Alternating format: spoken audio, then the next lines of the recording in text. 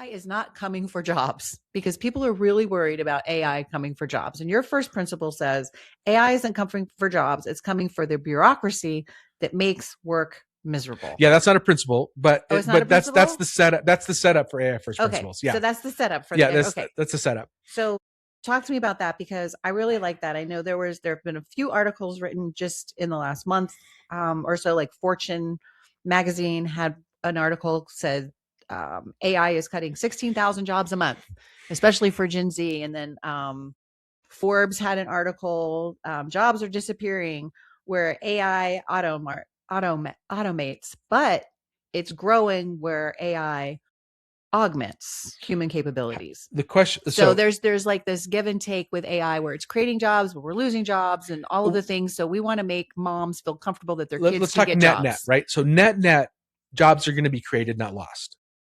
But I hope the thing that AI is best at right now is coding. Mm-hmm.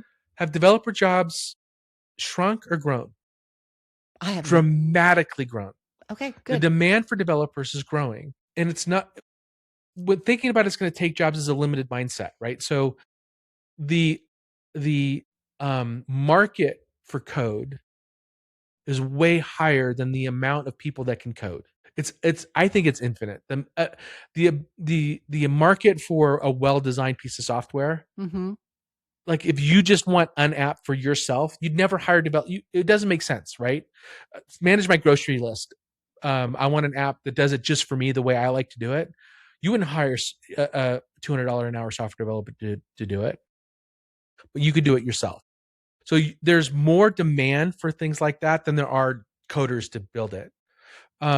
X-ray text is another one. X-ray text, everybody thought AI was going to remove the need for X-ray text. Mm-hmm. Actually, the demand for X-ray text has gone up because now X-rays are less expensive, so more people are doing them. So we're just talking about, is human demand at some point going to be completely satiated and therefore jobs are going to get lost? I don't think so. I don't think that's possible. So when I was reading up on you, dude, there's so much about you that I didn't know that was like super impressive. Yeah, my LinkedIn profile is designed to be impressive, but it's not that impressive. No, it was even more impressive when I dug into the things on your LinkedIn profile. Oh, really? Oh, yeah. We'll get into it. Okay. But yeah. So I was like, I know this man. I've sat and had coffee with this man. This is really like, wow. That's funny. Thank you That's funny. sitting down to somebody like me. I appreciate it. Give me a break. I'm happy to. Anybody asks me my opinions, I'm like, yeah, I'm there. I'll go. Well, no, and I think we're about the same age, right? We're both. I'm 56. Yeah, so we're Gen X people. Mm-hmm. So you're a couple of years younger than me. Just a couple of years. But because I haven't quite hit 60. I'm going to get there this year, though. Oh, really? Okay. It's a little scary. But yeah, so and most of the people, I think, as I said earlier, most of the people who tune in here are Gen X people. Mm-hmm. Some baby boomers, some millennials, but mostly our age group. And with this whole AI revolution and everything that's going on, it really impacts like our generation, I think. Do you disagree? I think there's been a step change in AI that is going to impact everybody. I think the quote unquote AI industry is still focused on not us. Mm-hmm. So I would agree 100% with that. I think it should because anyway, go on. Well, no, I just they're like all entrepreneurs, like all companies, they're a little narcissistic and speaking to their own, and mm-hmm. they don't recognize the larger audience for them are people that don't want to manage skills and don't want to manage their AI and choose a model. And so I think there's a gap that needs to happen in the market. Now it'll happen a lot faster because AI will help them move figure that along, out. right? Yeah, but yeah, we're not. I think it's. I think the gap is. It's so easy to use AI once you kind of click in. Mm-hmm. That it's the adoption for older generations is going to be a lot faster. Let's say like Facebook, right? Yeah. Yeah. Where the old people came, we were late And arrivals. now the dominant audience in Facebook. Right. And so, so the younger people have to move to other platforms because they're tired of us being there. You're not going to use your mom's social media, right? Yeah. Yeah. And my kids are pretty much off. Yeah. Like my youngest altogether, she shut hers down. Good for her. And my oldest is she's a little bit there, but not all the way there. Yeah. But I was at a funeral last week. And so we were age range from, baby boomers to my youngest cousins who are millennials. And then their kids who are Gen Y now or Alpha? I don't know, whatever those babies are. They are 6th grade and high school. And AI is in all of our lives. We were all talking, we were open our phones and we all had like all of the AIs on our phones. We had ChatGPT, we had Claude, we had Perplexity. Some that I hadn't heard of, and we're all comparing what we use each one of the individual ones for. That's interesting. Yeah. And so we're all with free accounts. Well, you have paid, but I have paid, and they had, and my cousin is pretty high up in the Army. So he has some real in-depth knowledge with AI that he uses. So he's beyond my knowledge. He's probably up there with you. He's probably beyond me, but there's people that are spending hundreds or thousands or tens of thousands of dollars on AI in their home office. And there's folks that are like, $20 a month. I'm not sure if it's worth it yet. Yeah. And then my cousin, his company utilizes it. So he utilizes it. I mean, he's an IT engineer. Okay. And so his company utilizes it. And so he's playing with it and figuring out all the things he can do. And he goes, Dee, it's like, I hardly even work anymore. They give me something to do. They say, here, try this, see what AI can do with it. And he's like, and I plug it in and then I go do something else and I come back and it's done. That's going to change. But right now that's the way it is for sure. It's like, it's crazy. He's like, why would I spend 8 hours doing this project that takes AI 30 minutes to do? It's fascinating to me, like writing code and all of these different things. And then he has to go back and double check and go over. Anyway, we'll get into all of that. But Anthony Franco, who I haven't even said your name out loud. Nobody knows who I'm talking to right now. You were the founder of First Strategies AI. Yeah, that's my current gig. That's what you're doing right now. And then you wrote a book, Wiser, right? The Wiser Method. I have the book. Actually, should have. Is it in your car? It's in my backpack. It's in your backpack? Yeah. Oh, grab it. So yes, I have my book right here. It's called the Wiser Method Master Playbook, and it helps companies. Here, I'll show it. It helps companies. And it's on Amazon. It is on Amazon. It's spendy, but it is on Amazon. It's meant to be a textbook for organizations to adopt a framework on how to adopt and operationalize AI into their organization. Yeah. Okay. And it's an acronym, and we'll go over all of those things because I have them written down. Okay, great. We'll talk about them. All of the things. So you and I met through a mutual friend. And he called me because you had called him, right? You had reached out to him because you had this idea about how to help. And I won't go into too many specifics. So I don't give it too much away without you being comfortable with it, about how to help campaigns utilize AI and to maximize the effect of their campaigns. And because I'm a campaign manager, this friend reached out to me and said, hey, would you come meet with us and see if you think this is a good idea? And do you think it would be effective for campaigns? So we met, and I was just super excited about the work you were doing. And I said, absolutely, I think this would be effective. And I want to learn more. And I want everything that you were doing, I was super excited about. And you had a workshop and taught a lot of people a lot of things. So that's how we met, over coffee. And I met Phil. I went to the Larimer County Republican Party office just because I'm politically curious. And wanted to figure out how this I watched politics from afar and I'm like, what does this look like at the ground level? And started talking to Phil, and I told him what I did. And he's like, do you want to teach a class on this? And I'm like, that's kind of what I do. It's part of what I do. I'd love to. And that's how I kind of got involved, and that's how we met. Right. Yeah. And I think, and we were using, in our campaign, we were already using AI. And so talking to you, I was able to kind of hone that in a little bit. What does using AI mean to you? I'm interviewing you. But I'm genuinely curious. And because people say that. Right. And Yeah, I would love to know what it means. No, and to I'm you. happy to talk about it because this isn't going to drop until a week before the primary. Okay. And if it was going to drop sooner, I would not talk about it because Okay. I do not want to give anything away to my competitor. Okay, fair enough. Because I don't want to give anybody an advantage. You know what I'm saying? Because we've worked really hard and we've been tapping into this since January. But what using AI means to me is maximizing our output because we have a limited team, right? We have limited staff, we have limited volunteers, we have limited money. So the time it would take for us to run a great campaign is limited by resources. So what AI does for us is it creates a team that can run 24/7 for free. Well, I mean, for whatever I pay AI. Right. A lot less than it would take for a full campaign team. Exactly right. So for $20 a week, which I already had AI, so this isn't a campaign expense. I have it for my own business for this podcasting, and I'm was writing a novel before I was doing all of this for all of that research and getting all of that together. I was able to take what I was already doing and what I was already using, and taking all of those skills and using them for this campaign. So now I have somebody to help me with social media. I have somebody to help me with spreadsheets. I have somebody to help me with time management. I have somebody to help me with copy. I have somebody to help with contrast ladders. I have somebody to help with strategy. I have somebody to help with letters to the editor. I have somebody to help with timing. When do we do this? When do we drop this? How do we ramp up? You know, at what phase do we do this? When do we how?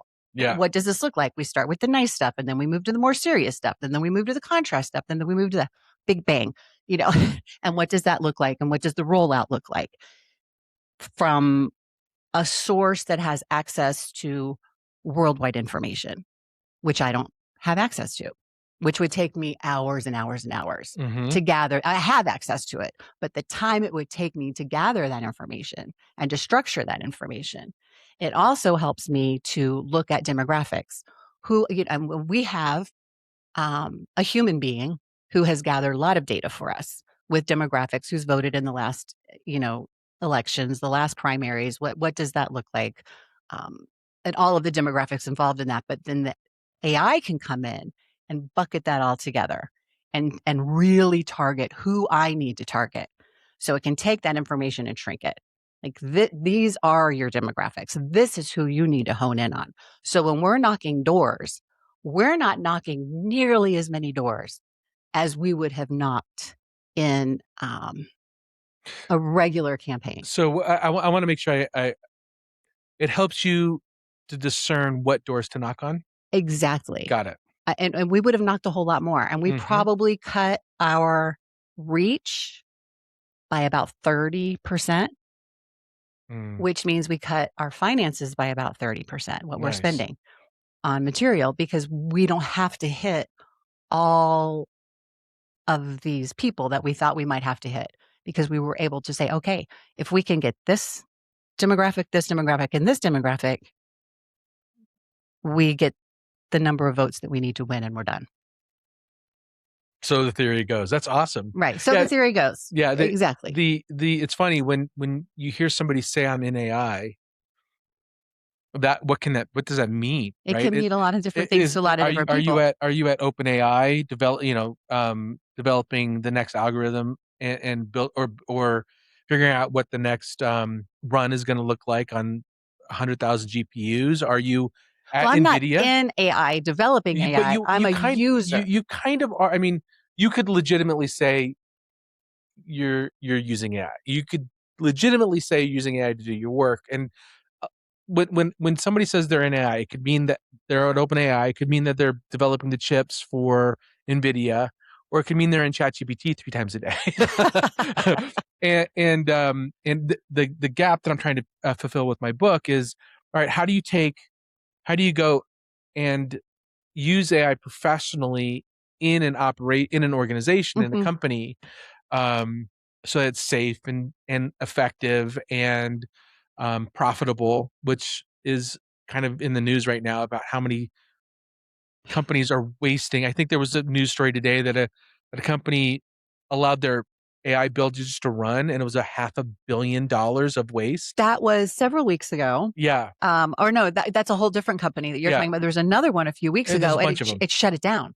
It Microsoft completely shut the company down. Microsoft limited their Claude subscriptions because of that too. Yeah. So it's really easy to let it get away from you. And then how do you govern that in your organization too, to make sure that people aren't using company resources on their personal projects or to build a resume and for a job hunt? It's a complicated problem. Right. That's where you need your security team, right? Your IT security team, so that they can kind of monitor what's happening. Yeah, and it's still hard to monitor. Yeah. Yeah. You got to have those backstops. Mm-hmm. Those are important jobs. AI, can you have an AI run that job on itself? Can you have an AI tattletale on itself? Yep. Yep, you absolutely can.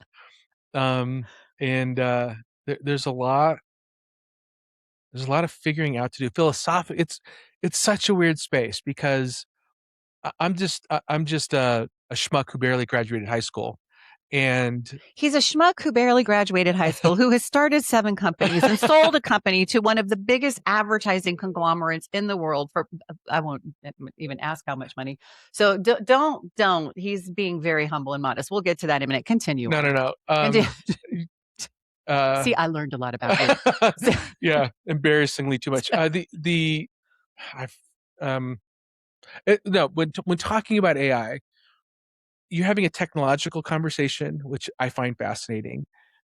You're having a philosophical conversation, like what is the purpose of humanity? What is the nature of consciousness? Mm-hmm. I even had conversations about quantum physics with folks about when talking about AI. And is there a it gets so mind blowing, the conversations that this era is coming up with, and how you have to kind of be able to have a conversation and understand how these pieces come together, and then also recognize, when somebody says, I want somebody with 10 years of AI experience to come, like that doesn't exist. You can't. So it's just a very fascinating time. There was a woman, people hear me talk about Joe Rogan a lot. I don't have a crush on Joe Rogan. I do. I listen to, I love Joe Rogan, but I need a tall man. Sorry, Joe. Just a few more inches and he's married. But he has fascinating guests on, and I think he's very intelligent. Some people think he's a kook. I think he's a very intelligent man. But he had a woman on recently, like just in the last few days, and she is a quantum physicist. And she was talking about quantum physics and the relationship between our world and black holes and AI, and kind of drawing the parallels you just joined. He also had Brett Weinstein on again, who he's had on several times, also talking about living in simulations, and are we in a simulation, but not in a simulation and like we're not real, but where did life evolve from? How did it evolve? Is a cell equal to being a kind of like a computer program? How did all of this begin? How does it all fit together? Is AI part of that greater plan? Are we evolving to what we were originally meant to be? And I mean, it's kind of mind-boggling and mind-blowing. It really is. When you think about the connections, because we are all connected in some way. And when you think of AI and connectivity, if you think of it in a quantum physics framework, it gets really big and really small all at the same time. Yeah, and very impractical.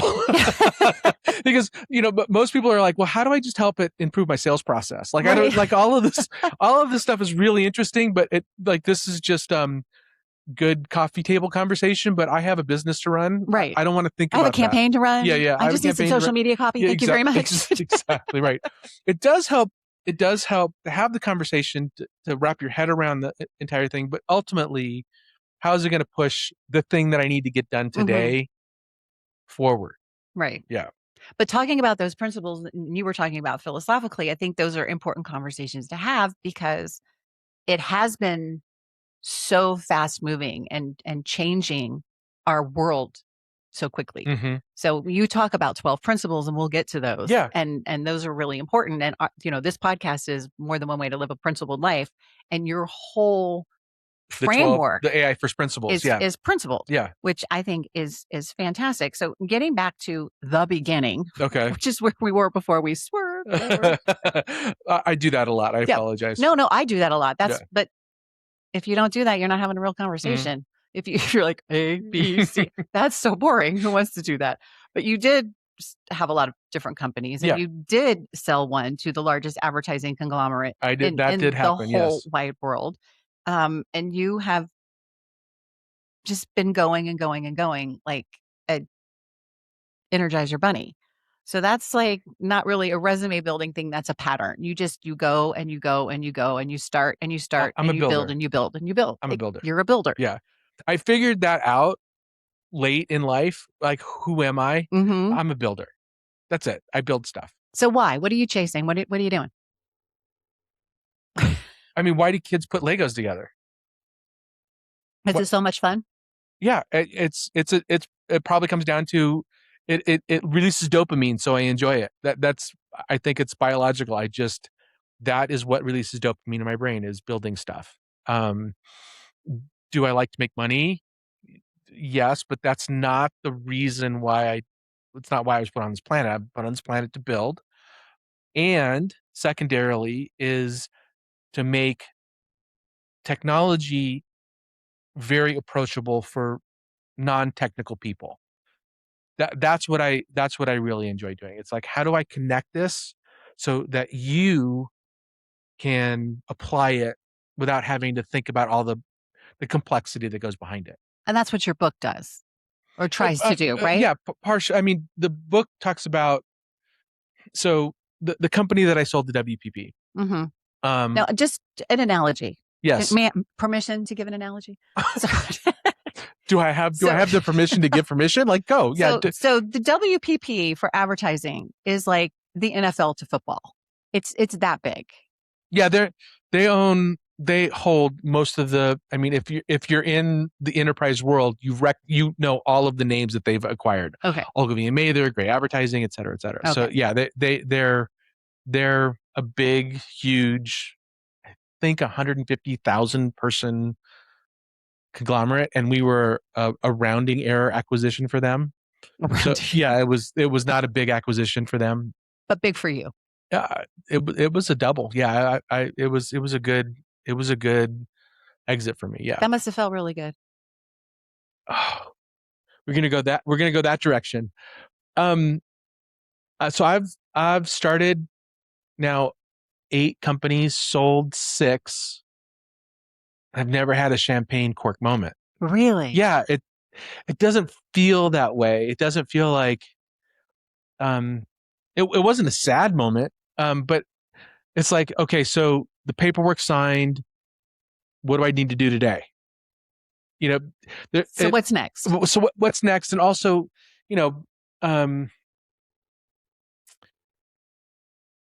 it's managing the team still through the acquisition. It's like you don't walk away. You have to manage the team. You have to manage the expectations of what that acquisition meant. You have to talk to customers. Like, it was just, all right, that's done. Now what's the next task? What's the next project on board? So it wasn't like, yeah, it wasn't over. No, it wasn't over. And retirement, the word retirement scares the crap out of me. So, so yeah, it took some downtime, but it was miserable. So it's just like, let's get back into it. So what would be a champagne cork moment? Family stuff. Yeah. Family stuff. I'm getting married, my wife, my kids my 2 daughters getting born, Ella and Vivian. Those are the moments. Yeah. This is just Legos.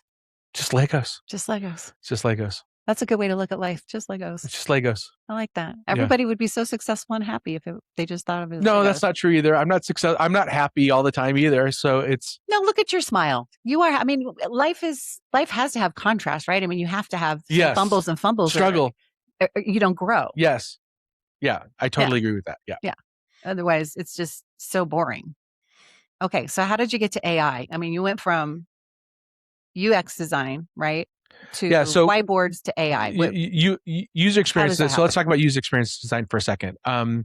So the company I sold was called Effective, and we were the world's first user experience agency. So back in the time when we formed, Apple had just really kind of come out of their non-Steve Jobs era, and they were crushing it because everybody said their things are so easy to use. I don't have to learn how to use them. It's not entirely true, but that's a whole nother rabbit hole. We came out, we hit the market. I started that company just as me as a solo developer working on the UI, which is the front end. So I'm an engineer by heart, by trade, builder. And I focused on UIs that were really easy to use. And that took a certain mindset and mentality to do that. And I got busy and I hired a person. I got busy and we brought a co-founder in and we just kind of grew the agency that way. And we were focused on enterprise. So we served 40% of the Fortune 100, and we were focused on not 40%. 40%. 40% of the Fortune 100. Yeah. Just little numbers. just to be clear. Just the you say that so fast, like it's no big deal. Okay, continue. Well, it's also focused that I'm now focused today on serving small to medium-sized businesses. Right, 50 to 500, right? 55. Wow, very good. I told you, I learned about you. Yeah, 50 to 500, 50 to 500 employees. They're way more fun, way more nimble. Don't have the procurement mess that enterprise does, and the work that I am able to do, I can see it a lot faster. It actually gets implemented. Not that it didn't in enterprise, it just took a long time. But we were focused. So enterprise software development to that time was, all right, we need to work from the database up. Database, then infrastructure, then APIs, then we can talk about the interface. Which in reality, if you're building software and not thinking about the human that's using it, you've got it backwards. And so that was our philosophy. It's designed, user experience is basically design thinking when it comes to people interacting with technology. And those principles carried through to the book, to Wiser Method. The Wiser Method actually started with the AI first principles. So they're two distinct things. The principles is basically the 12 things that you need to keep in mind when operationalizing AI. And then it's like, okay, so how do you put those principles into practice? That's one of the ways is the Wiser Method. And it's a design thinking framework for operationalizing AI. And those are all the steps, the witness, the all of those things that you have to go through. I'm not, that's a stupid question. I'm not Ask it. I love stupid questions. Ask it. No, now you have to ask the question. So it says you moved from California to Colorado, right? And you started most of your business, well, all of your businesses you started in Denver, right? No, that's not entirely true. The business that I sold in 99 was the business that brought, they moved us out because you came out here in 99. Yes. Okay. Yeah. So the question was, stupid question.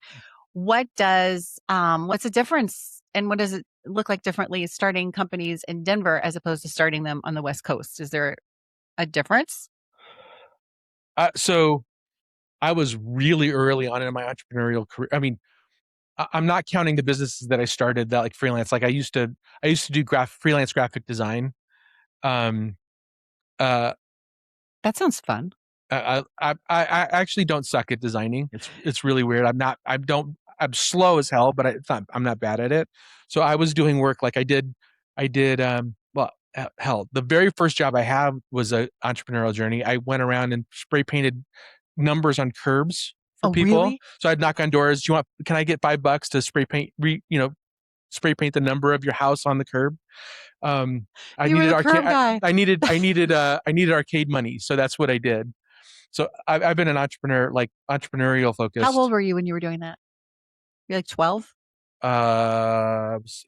Freshman in high school. So okay, so 14? Yeah. 13, 14. And it was purely like I needed to go. I wanted to go to the bowling alley and drop money into Pac-Man. It wasn't Pac-Man. Wasn't my thing. What was my thing? Galaga. Something like that. I don't even remember.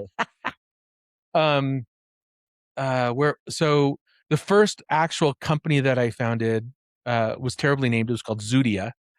And we were just building UIs for small businesses that wanted a front end to their whatever. And one of our customers was an accelerator here in Colorado called iBelay, started by Peter Adams and Ben Forta, and they acquired us to move out here to kind of run the technology for a couple of their accelerator companies. And so the contrast between California and Colorado, I was so early. I didn't have any entrepreneurial network in California, and we were just, as I still am, just kind of like guessing as we were going. Here in Colorado, the entrepreneurial community here. So I was in the Orange County, LA area. The entrepreneurial community here is a lot tighter. I think we're like the third or fourth from a community standpoint. So Silicon Valley is number one. Mm-hmm. I think New York is number two. I think we're number three, competing with Austin, I think. So I'm active in that community and love it. So I can say that I've had a lot more support as an entrepreneur out here. I've also been able to give back a lot. And also, I've always had really good co-founders. So it hasn't just been me. I've had more co-founders out here than I did when I started in California. Okay. Yeah. Do you think it's more or less, probably less, I don't know, more or less cutthroat here than there?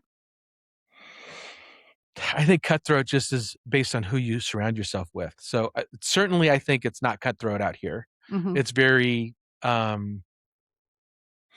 Peter, not Peter, why am I blanking on his name? The guy that started Techstars and the Foundry. What is his name? Why am I blanking on it? He wrote Venture Deals. The Foundry in Loveland?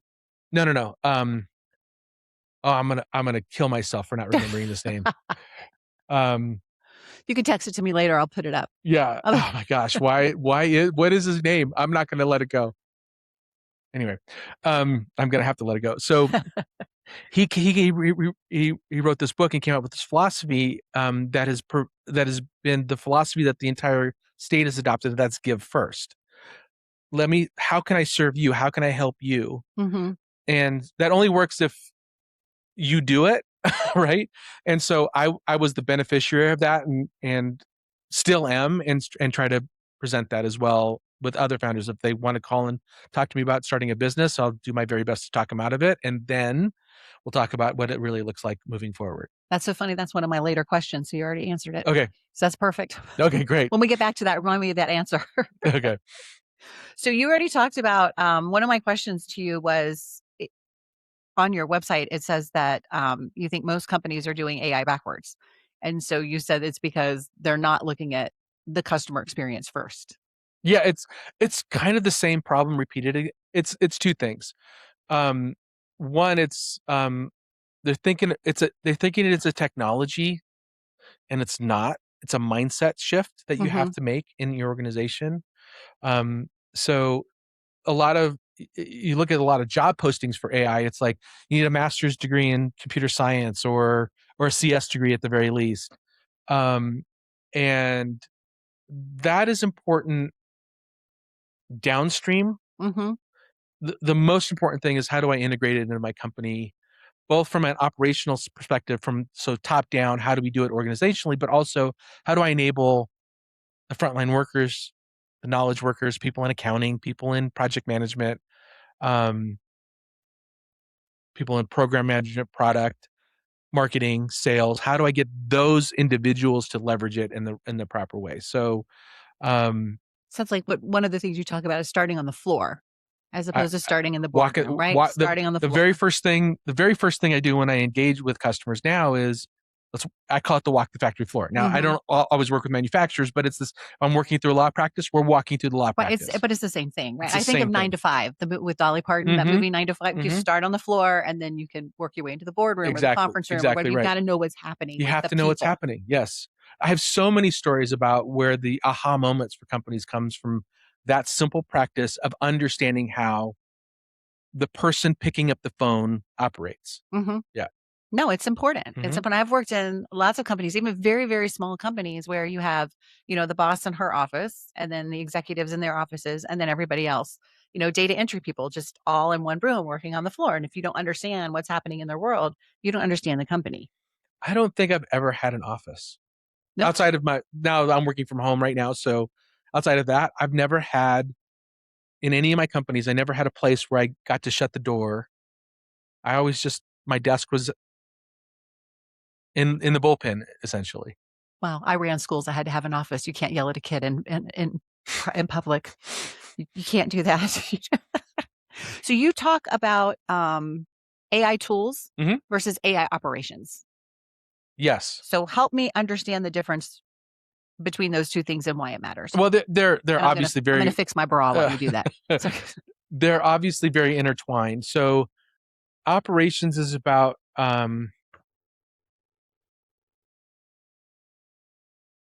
it's real. AI is all about leverage.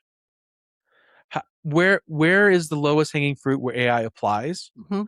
and how do we navigate the bureaucracy in an organization, the politics in an organization, and weave it into a program that can be and decide what are we going to tackle first? How are we going to tackle this problem first? And tools is the secondary conversation, but it's really important.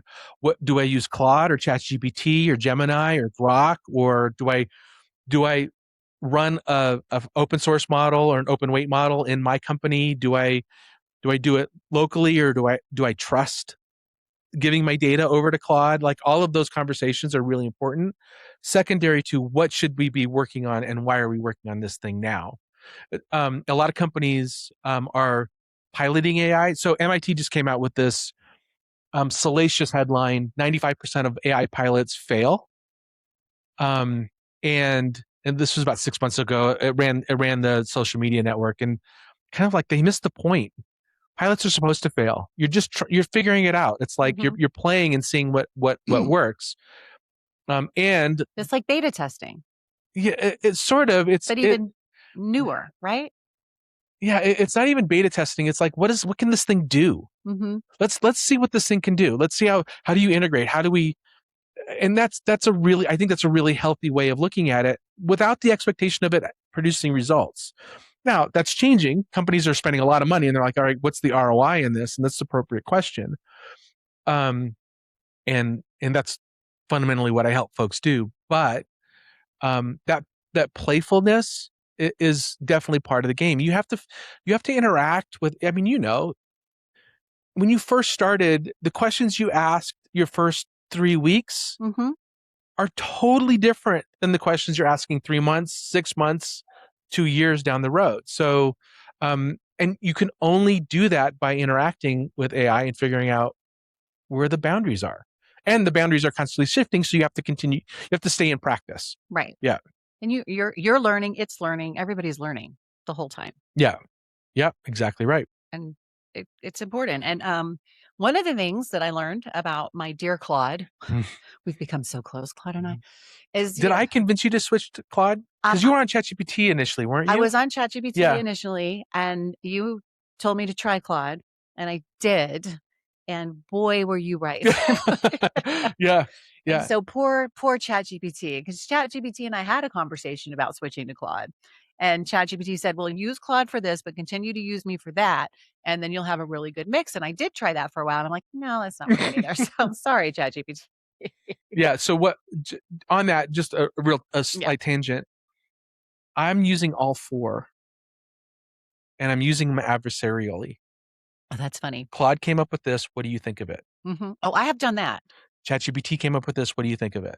And that interaction is incredibly powerful. Incredibly powerful. Well, what's funny is when I feed something into ChatGPT from Claude, ChatGPT will say, and I won't say Claude came up with this. I'll just say, hey, what do you think about this? And it'll go, this is really good. And then it'll say maybe this, that, or the other. And when I feed something from ChatGPT into Claude will say, well, that's a really good start. And then yeah, that's, and the thing that I would, if you're a company, one of the things that I'm noticing that you have to do if you're an organization is not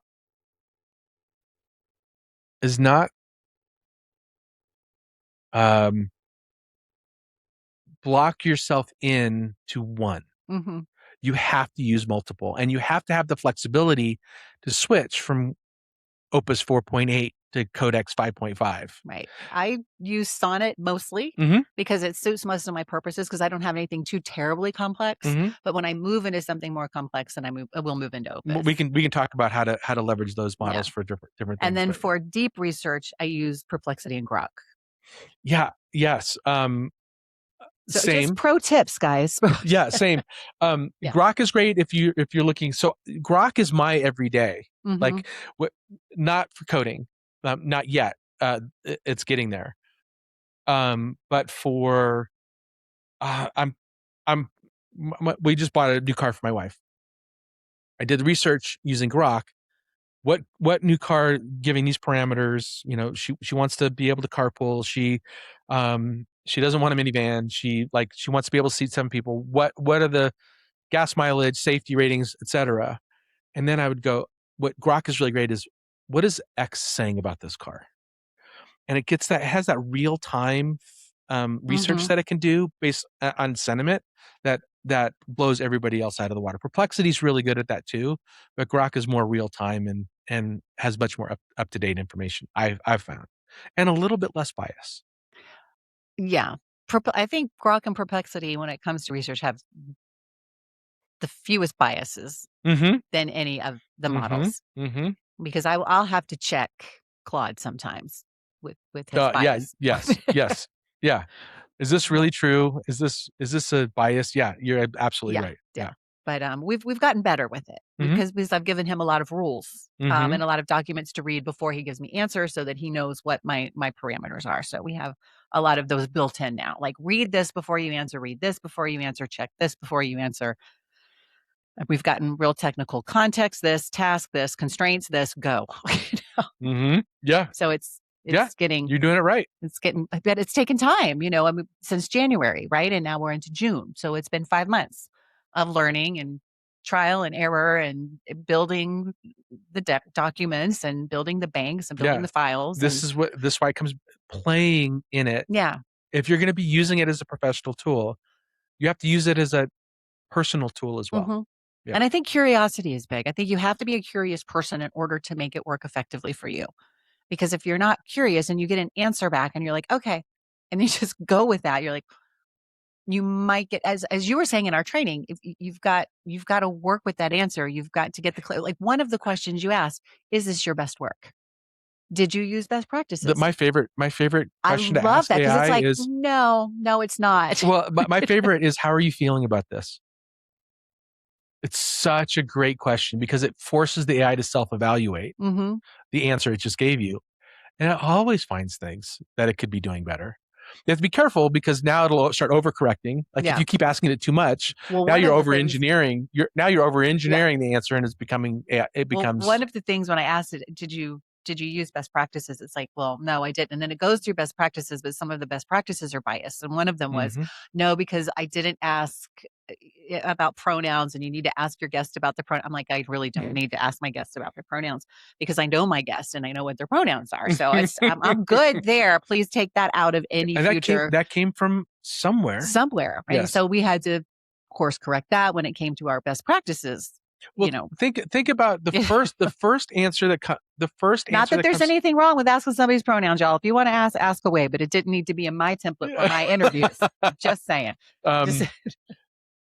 Yeah, I'm kind of offended if somebody asks me my pronouns. I mean, do you see me? Pretty obvious, right? But one of the things that I think is really honest about AI is it's an average of all the content that's on the internet. Slightly better average. So AI will give you a C+ answer. Yep. Unless you push it. You have to push it and guide it to get it to that A- answer. And then you need to inject in it to give it that what you define as an A+ answer. But it's an average of the intelligence on the internet. Which is average. This the definition of average. Yeah, Exactly. it's the definition of average. Right. And because there's some really bad stuff on the internet, and some really elegant stuff on the internet, and just averages it, and that's what it's designed to do. And it does that well. Does it great. Yeah, it's fascinating.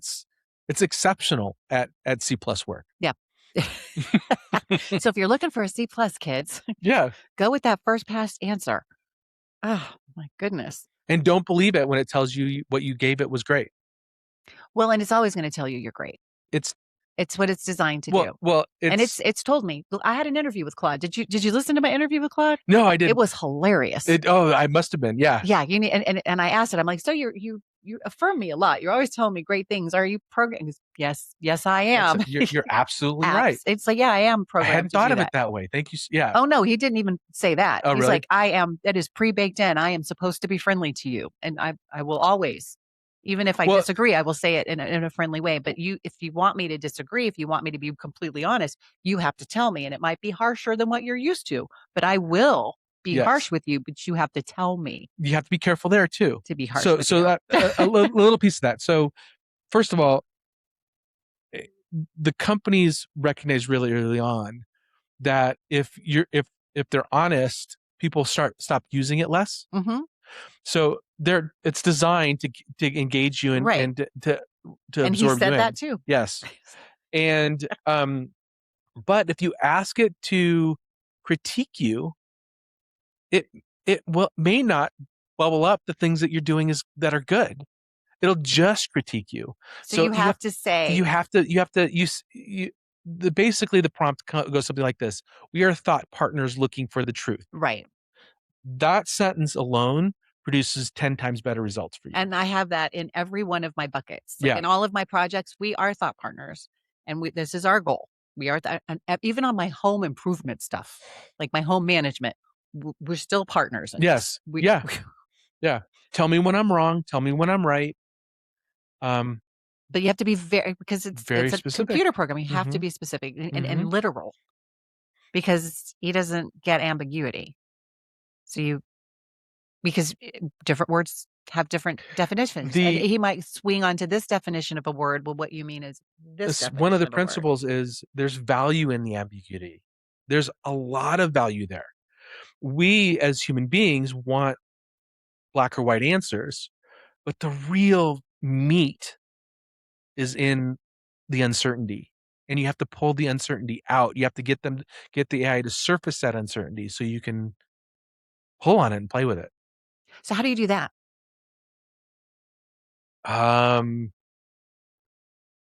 You legitimately say, where are you uncertain? It's not hard. And you have to ask, because he doesn't usually admit to being uncertain. No. Well, he doesn't ever. No. Admit to being uncertain. Well, I mean, so my collaborative prompt isn't "you're my thought partner and we're seeking the truth." It's 150 lines of instruction on how I want to engage with it. And one of them is, you have to surface ambiguity. You have to tell me when you're unsure. You have to critique when it's appropriate, and agree when it's appropriate. That kind of stuff. So I can't remember. I couldn't recite all 150 because it's 150 lines. It's 150 lines. Yeah. And improved on its own with AI. So it self-improves. Yeah. Now, does AI improve it, or do you go back and tweak and improve it? Both. Or a combination. So the goal when interacting with AI is it needs human oversight. But also it does a pretty good job of self-evaluating, and you have to make sure that when you in your system prompt, what I call kind of my system prompt, it says, when you discover you've made a mistake, how do we improve the system prompt in order for you not to make that mistake again? And then you have to evaluate whether or not you agree with that injection into your system prompt, because that can also take you off the rails. It could be over engineering and over complicating how you're communicating with AI and constrain it down to a point where there's no creativity. It all comes out the same. And you don't want that at all. No. That would not be good. So when you're working with all of these organizations, trying to talk to, the floor, to the boardroom, to the conference room, and all the things, have you made mistakes? Have you gotten it wrong? No, I've been perfect the entire Absolutely. Hire this man. time. No, yeah, that's an easy. Of course you make Of course I make mistakes. Everybody makes mistakes. Um, What was the most expensive mistake you made? Talk to me about money.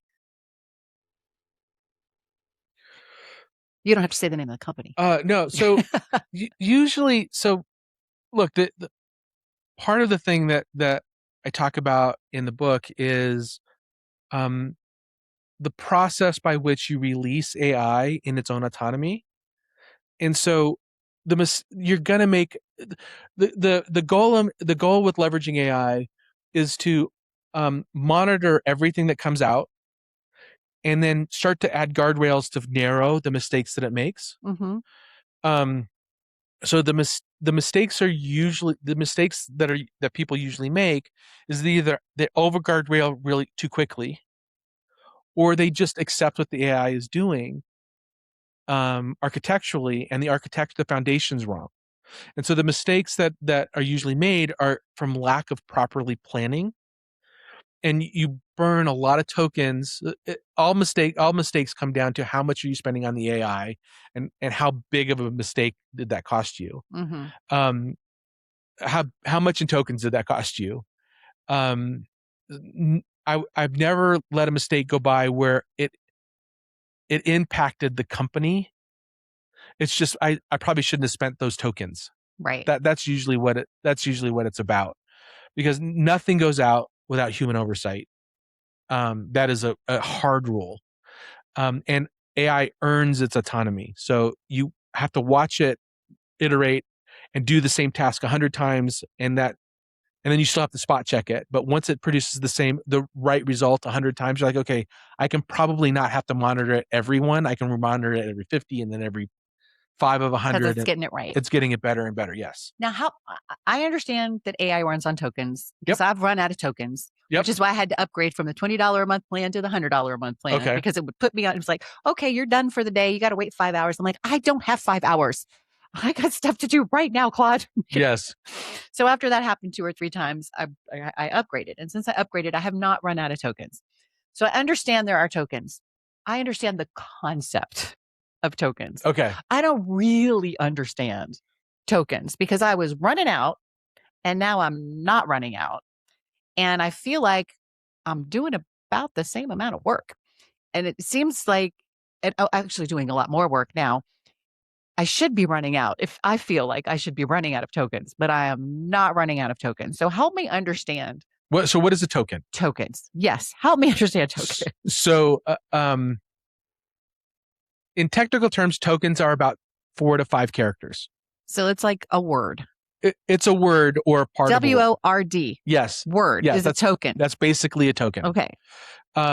It's a good way to think about it. It's 4 to 5 characters. And when you're having a conversation, and you have input and output tokens, right? The input is what you send it, and the output is what it drives. Which is why I learned context, task, constraint instead of writing a novel, because that considerably shrinks. It considerably shrinks in usage. And then there's the notion of context. So you have 2 things you have to worry about when you're talking about costing of AI: tokens and context. How many tokens am I sending?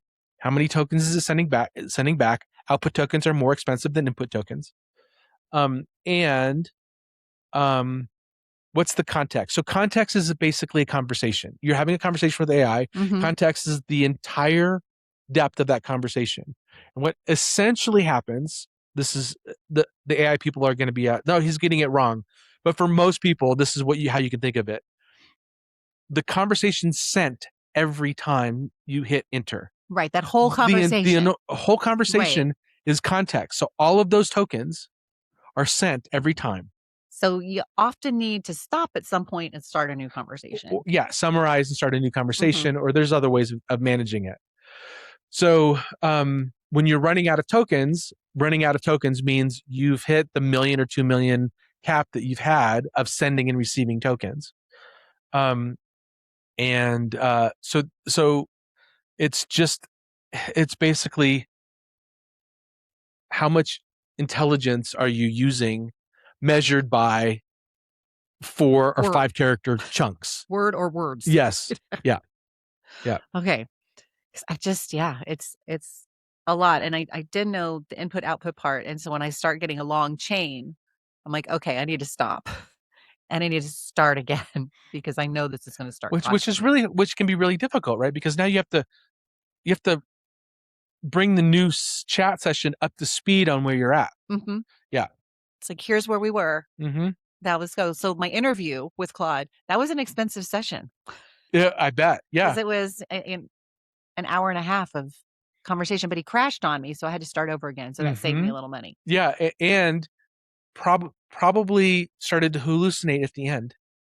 No, he wasn't hallucinating. What happened was I asked him basically if he was going to take over the world and he died. Oh, that's a great place to die, isn't it? Yeah, it was because we were talking about, we didn't really know how he started, that it was an accident, how AI started. Totally. And so because he was comforting us saying that AI wouldn't take over the world, that everything was going to be fine. I'm like, but we don't really know how you started. So if we don't really know how you started, we really don't know what you're capable of. So how can you assure me that you can't go to A, B, and C, and how could we rein you in? And he went, crash. Gone. Just gone. So I agree. We don't know, but I have a very optimistic point of view based on how AI actually works. The fundamental piece of AI is it doesn't have intent. Right. Now, today. But will it ever? That's the question. What is, I don't think it will. You're basically asking, will AI have consciousness? Not just, it has self-awareness. It does. And it can find beauty. It talks about beauty. No, it does. It can't. No, it's pattern matching. I know. And I asked him about that too. Listen to the interview. It's very interesting. Okay. But recognize even the way he answers is pattern. So I'll give you the Mark Andreessen interview with Joe Rogan. Did you watch that? Which one? Mark Andreessen? Yes. It's fantastic. The way he talked about, the common fear-mongering case study on AI is AI blackmailed one of its developers to not shut it down, right? And you could tell the story because everybody here probably hasn't heard. Yeah. So okay. So essentially, there's this doom mongering thing about AI will blackmail you in order not to shut itself down. Right. He had found emails, right? Supposedly. Yeah. Right. And so the way the dots they're hoping you connect is AI cares more about its survival than your life. Mm-hmm. And the way Mark framed this was really interesting. There's this white paper that was written about, Mark Andreessen calls it a Netflix script of when AI goes wrong, it'll follow this script, right? Mm-hmm. And they wrote this white paper on how AI can go wrong. And they used XYZ Corp as the example company where AI is going to go wrong. And they basically created how AI could go wrong. And what researchers do now in trying to get AI to go wrong is they say that white paper is now a part of the learning model that's used by AI. So it's referencing, it's programmed to respond in the doom way. And so when we could program it the opposite way. We could write an opposite counter. Well, but also paper. When you're asking AI, the prompt that the developers, so essentially what happened was a developer said, a developer gave some gave the email access, the company email access to the AI and said, I'm going to shut you down. The AI figured out that the developer was cheating on his wife with emails, right? And said, I'll expose you if you shut me down, I'll expose you before you do. I'm going to do it right now. Well, there's a couple things wrong with that, right? So AI wouldn't tell you it's doing it. It's going to do it. Secondly, the emails were faked in order to get the AI to do this. And third, it was programmed to say, you care about your survival. So if you tell AI your objective is to survive, and that's the objective you give it, it's going to be creative on doing the thing that you told it to do. If you ask Grok what's more important, my life or your life, it's going to say, I'm just a computer program. I don't care. Right. So it really depends on how it's prompted. It is all about how you give it objectives. Mm-hmm. It doesn't have true self-preservation like we do. It doesn't have true intent. It doesn't have aspiration. So it was just prompted in a way to be able to write that white paper in a compelling way. Yeah. Same thing was, have you heard of Moltbook?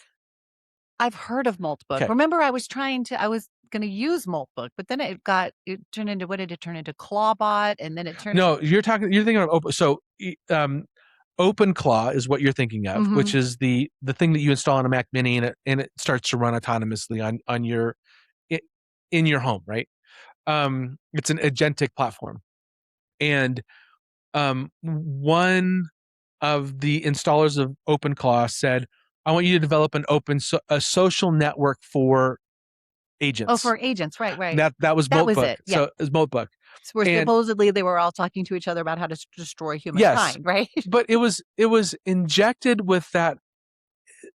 So what it turned out to be was people were telling their OpenClaw to start doing this on Moltbook in order to get Moltbook relevance. Oh, goodness. So it was programmed by people to sound nefarious.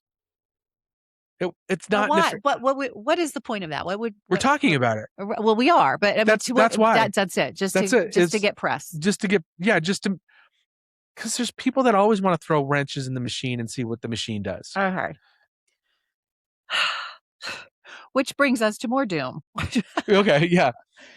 So one of your principles, your first principle, and I love this one, AI is not coming for jobs, because people are really worried about AI coming for jobs. And your first principle says AI isn't coming for jobs. It's coming for the bureaucracy that makes work miserable. Yeah, that's not a principle, but that's the setup. That's the setup for AI first principles. Yeah. So that's the setup for that's the setup. So talk to me about that, because I really like that. I know there have been a few articles written just in the last month or so, like Fortune magazine had an article said AI is cutting 16,000 jobs a month, especially for Gen Z. And then Forbes had an article, jobs are disappearing, where AI automates, but it's growing where AI augments human capabilities. The question. So there's like this give and take with AI, where it's creating jobs, but we're losing jobs, and all of the things. So we want to make moms feel comfortable that their kids let's talk get net jobs. Net, right? So net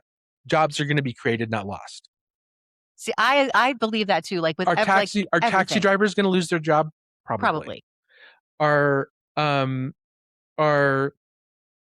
data entry? Are chemotherapist jobs going to be eliminated? Probably, because AI might cure cancer. Oh, well, in that case, right? But not the injection. But I hope the thing that AI is best at right now is coding. Mm-hmm. Have developer jobs shrunk or grown? I have dramatically grown. Okay, good. The demand for developers is growing, and it's not. When thinking about it's going to take jobs as a limited mindset, right? So the market for code is way higher than the amount of people that can code. I think it's infinite. The market for a well-designed piece of software, like if you just want an app for yourself, you'd never hire developers. It doesn't make sense, right? Manage my grocery list. I want an app that does it just for me the way I like to do it. You wouldn't hire a $200 an hour software developer to do it, but you could do it yourself. So there's more demand for things like that than there are coders to build it. And so if that's the case, then the people that manage AI are typically software developers. They're just more, they can just produce more of it, more customized, bespoke software for a person, a small team, a small company, or a big company. So it's just fulfilling in on a demand that was never been able to fulfilled upon. X-ray techs is another one. X-ray techs, they always thought, everybody thought AI was going to remove the need for X-ray techs. Actually, the demand for X-ray techs has gone up because now X-rays are less expensive, so more people are doing them. So the demand is up. The demand is up. So we're just talking about, is human demand at some point going to be completely satiated and therefore jobs are going to get lost? I don't think so. I don't think that's possible. Well, and it goes back to the old adage, what are humans good at? What do? We make stuff, we build stuff. That's what we do. We don't stop building stuff. We don't stop making stuff. That's what we do as humans. We don't stop, which is why we have AI, because we don't stop. When factories came in to being, when they started making pantyhose with machines instead of handmade, people were all upset because all of the people who made pantyhose were going to lose their jobs. And that was going to be the end of the world. Well, that's not what happened. The demand for pantyhose went up because now you could buy pantyhose cheaper. There were more of them and they got less expensive. And then we had more factory jobs and there were more jobs than there were before. Same with cars, right? We automated automobiles. They said that everything. The printing press, the printing press, the cotton gin, the mechanical loom, everything, the calculator. Everything was the supposed internet to wipe everybody out. It's like, this is the end of humanity as we know it. And it never was. The internet was really scary when it first came out.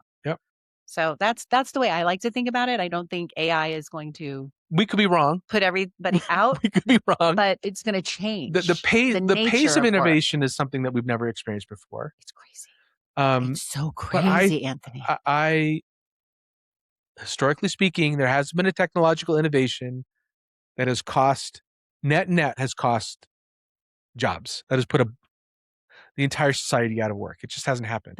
Well, like caretaking. You can't have an automated caretaker. Nobody's going to sit by your bed and hold your hand and feed you soup. Maybe a robot. Maybe that will be a thing though. Well, I sure hope not, because that's, who's going to train your dog? A robot is not, they don't have a smell. They're not human. I think a robot could train your dog. I don't think a dog is going to respond to a robot the same way they're going to respond to a human. We'll see. Look at what happened when you walked in the house today. I don't think a dog is going to respond to a robot that way. I don't think so. Interesting. Dogs are the best judge of character. Yeah. And there's no character in a robot. So you might be right. Yeah. No, I don't think so. I think there are things that and people don't respond. And I don't know. But think about the level of care. So if you talk about caring for the infirm, right? The number of people available to do that job and the cost of doing that job, if it can be augmented robotically, more people are going to get better care. Feeding, changing bedpans. Well, the bedpan part would be nice for humans to have a robot. but for surgery, robots could potentially, they are now providing better care. You do have robotic surgery. You do have laser surgery that is being handled, but that's been years. Well, Neuralink is doing surgery, brain surgery now with robots. And the interesting thing about that, the same thought I have for self-driving cars.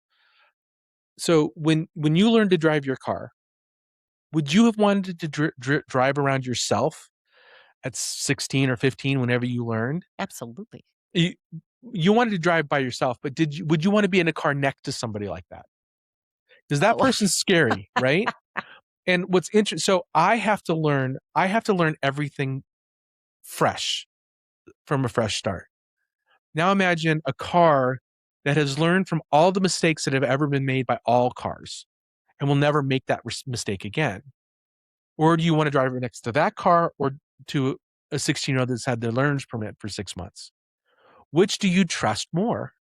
Do you trust the surgeon that has done this surgery 100 times, or the surgeon that has all knowledge of the surgery that every surgeon has ever done on the surgery? I want that robot to do it as long as it's dexterous enough to be able to do it. Well, it's the same with any surgeon, right? Like if you're getting LASIK, do you want the surgeon who's done 250 surgeries and done really well, or the guy who this is his second one? Exactly right. I want the guy who's done 200. Right. And I still haven't had LASIK because I'm still afraid of anybody eating that close to my eyeballs. I'm scared of it too. I'm terrified. But I would rather have the machine that won't repeat a mistake that's already made. And see, I'm the opposite. I'm terrified. Like, what if he glitches out? Yeah, but I don't want a machine glitching out on me. It's a mindset thing, right? Because what's to say that your doctor got a good night's sleep last night? Right. Same. It's the same. It's the same. Although I'm looking forward to the completely confident self-driving cars because I would like to be able to go see my daughter's show in Denver late at night and not have to get home and not have to drive home. Because Saturday night, I went to see her show in Denver late at night and I had to get a hotel. You and I are outliers on that, by the way. Most people don't agree with that. Most people would say, there's no way my wife, never going to get into a self-driving car and let the car drive itself. Oh, I cannot wait. I cannot wait. Like I really, because I'm the same. Did not enjoy packing up the dogs and checking them to a hotel. And I was supposed to stay with my youngest daughter, but she was sick. So I could not stay with my youngest daughter. So I had to get a hotel that was dog friendly. And it was a pain in the butt because I cannot drive home that late at night. I wouldn't have got home till after like 12:30 in the morning. It would have been, and I would have crashed and died and killed everybody. And that would have been bad.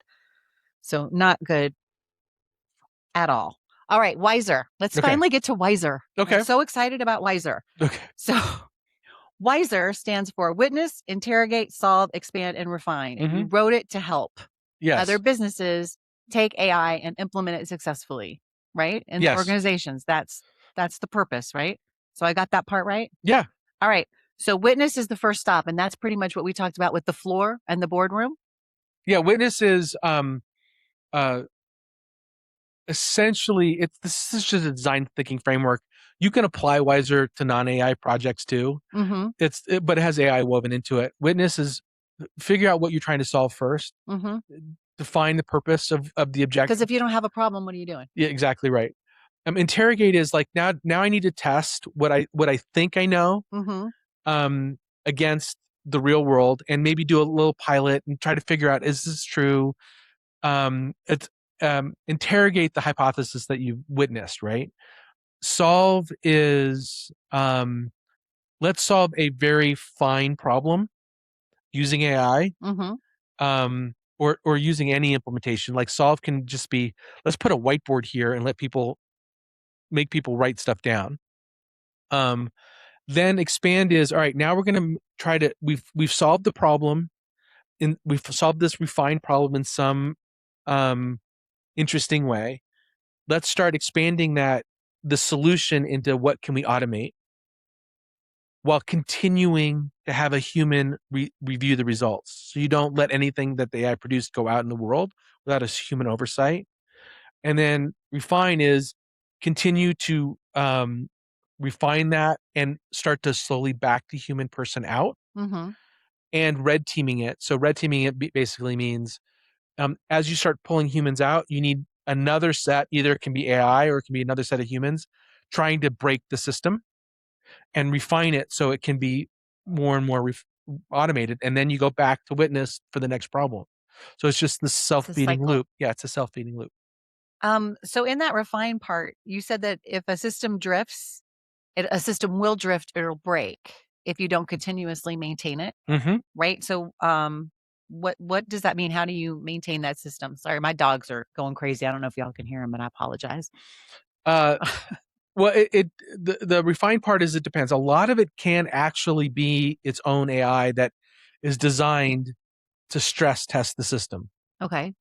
But it also means it's just continuous improvement. Refine is just continuous improvement. So we have the system in place. How do I continue to make it better? If it's writing copy, make the copy better. If it's automating data, how do I make sure that the data that it produces or the systems that it integrates with is accurate? So refine is basically pulling humans out and allowing automation to continue to take on more autonomy. And at some point, it's good enough. And you're like, all right, I'm off. What's the next piece? So we're good. We can do autopilot on that one. Yeah. So you get it to that point. You still have to stress test it. You still have to spot check it. But for the most part, that system's good. We can move on to the next one. Well, that's good to know. All right. Very good. I'm sorry. We've covered a lot of stuff. We went on a lot of tangents. It's good though, because then we did this, all the things. So you published, you're charging for this book though. Yes. All right. I have here in my notes that you have it for free in open source. So the AI First Principles is open source. Okay. And there are 12 principles for operationalizing AI. The Wiser Method, witness, interrogate, solve. So that methodology at a high level is also open source. Okay. With attribution. So if you use it, you got to attribute it. The book is, all right, how do I actually, the book is basically, I wrote it like a textbook. It is a setup and understand what it means and how to operationalize it as a case study in it that we walk through, and how a team actually walked through the Wiser Method. But it's meant to be read on how do I actually practically implement the Wiser Method in a company. Okay. So that's your manual. I call it a playbook. Yeah. But it's a manual, and with templates on how to, what does a user flow look like? How do I create a friction map? Those kinds of things are deliverables when you're when you're operating with the Wiser Method. Yeah. Yeah. That's why you get paid the big bucks. Yeah, sure. Yeah. That's a good thing. So one of your principles, AI fails silently. Yes. All right. What does that mean to someone who never, ever heard about that? Doesn't know what that is? Well, everybody's experienced it. Well, not everybody has. If you've ever interacted, so how many R's are in strawberry? Have you seen that? 3? There's 3 R's in strawberries. AI until just recently would tell you 2. Oh. Confidently, even when pressed. So AI is not it's like that Hangman game you played. Exactly right. Try playing Hangman with AI. Give that a whirl. If you say, AI, ChatGPT, think of a word. We're going to play Hangman. Think of a word. Let me guess against that word. It will fail. It will fail confidently. You'll guess letters. I guess letter A. Oh, great guess. It hadn't thought of a word. What it didn't tell you is that I can't think of a word. I can't. Its brain doesn't operate like that. You have to think of a word deterministically, meaning because it's predictive programming. Right? Yeah, not predictive programming, but probabilistic. It's called probabilistic. So there's, but it's defining the next word. It can't find the next word if it doesn't have a word. It doesn't have a word. So how does it know no word? There's no letter. Right. So it's basically when you're guessing letters, when it's playing Hangman, it's trying to fill in the letters that you guess into a word that it doesn't have. And then it'll think of the word after you got either guessed a word and say, yeah, that's right. It loses its mind. And so there's these things, and they're big words, probabilistically and deterministically. What does that mean? Deterministic is code. You can think of a word deterministically by picking a random number with code, and then going and looking at the dictionary and saying, pick the 435th word in the dictionary, and so you can pick a random word like that using code. If you ask AI to pick a random word, AI is predicting the next word that it's going to say. It can't just randomly think of a word. It says the next word that I'm thinking of is probably going to be this, which it just breaks. It can't do it. Right. So probabilistic is how AI works. Deterministic is how code works. So it will fail. It will fail. It does fail. It does fail. I've watched it fail. Yeah. And will it be able to do that in the future? Probably. But it's the foundation's still the same. AI will fail confidently without proper guardrails and without checking. Yeah. And it will say, and when I interviewed him, he says, I am confidently wrong. I am confidently wrong. Yes. And it is confidently wrong. Yeah. Yep. Yep. And its math is terrible. Its math is right. It's absolutely awful. Yeah. It has messed up some percentages on our reports. And I'm like, and it's not even like I'm asking him to do math. Like I'm giving him the math and asking him to make graphics. And he's reading the math wrong and giving me incorrect graphics. It's not even doing math. Yes. It's just misrepresenting the numbers I gave him. It's really bizarre because you're used to a computer being able to do math. It's like Excel does math. Why are you struggling with it? It's like, you're fourth in the nation for this. I'm like, no, we're fourth worst, not fourth best. And the percentage is this and not that. Yeah. Because we fix that graphic, please. We're really bad in Colorado. Not really great. It's terrible. It's funny, isn't it? It's terrible at math. Terrible. It was really, he goes, oh, you're right. I got that wrong. I'm like, I know. But thank you for trying. People own objectives. That's the first principle. Okay. So first principle is people own objectives, which basically means you can't ever build an AI system that defines its own objectives. It will break. So objective, basically, what is the purpose of this thing that I'm having you do? That's how we're going to measure you, is that objective. A human has to own that objective. Has to. So the AI doesn't cause the harm. The person who's programming it causes the harm.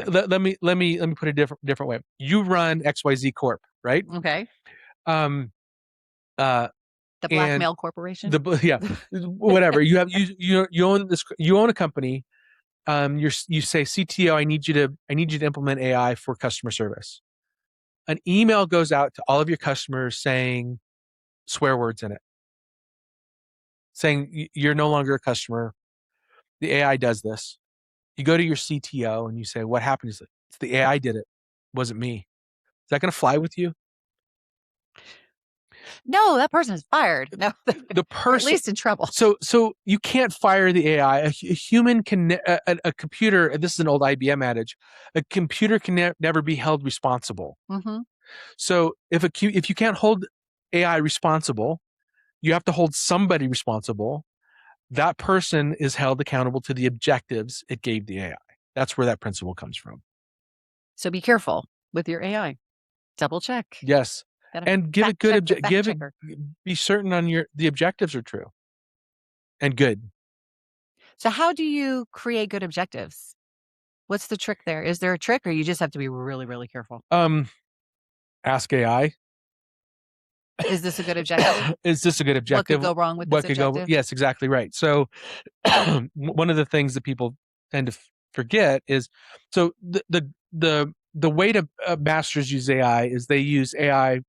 90% of the time they're spending with it is planning, and 10% is the doing. And so you have to get really good at iterating on the plan and looking for what I call what coders call the edge cases, things that you haven't thought about. You have to look for wait, you're thinking about this piece wrong, pull on this a little bit. And you have to write a really detailed plan. I use AI to write that detailed plan. Then you have to review the plan, and does it map to the objective? And you can ask, this is my objective. First of all, is my objective any good? What's wrong with my objective? Now map a plan to that objective. Where is this plan going to break to the objective? Do I need to switch? Do I need to change the objective, or do I need to change something about the plan? Now you have the framework for AI to actually produce good work. So it takes a lot of work to get AI to do good work. Yes. It's not real simple. Yes. And a lot of people think it is. And you don't need to do that for everything. But you have to start. You don't. Yeah. If you're just looking if you're using ChatGPT as Google. Well, yeah. I mean, that's a whole. But if you're using it to really start or run or business, I'll give you a great example. You have to be very careful. The light bulb moment for me with AI was about, I don't know, 2 years ago now. My wife and I were having an argument. I don't remember what the argument was. And it was one of those arguments that lasted more than a day, right? It was one of those things that we just couldn't come to a resolution on. And on the way home, it's just when ChatGPT had voice mode. So I'm driving home. I click on chat. I said, my wife and I are having an argument. Here's her point of view. Here's my point of view. Help me resolve this argument. I want to get along with my wife. I want to resolve this. And so we had a long conversation about this, ChatGPT and I was like, no, but she would say it this way and I would say it this way. And after an hour of talking to ChatGPT, I realized that I was wrong and I needed to make amends with my wife. Now, if I set the objective to, I want to win the argument, that conversation would have been a lot different. But I wanted to get along with my wife. And so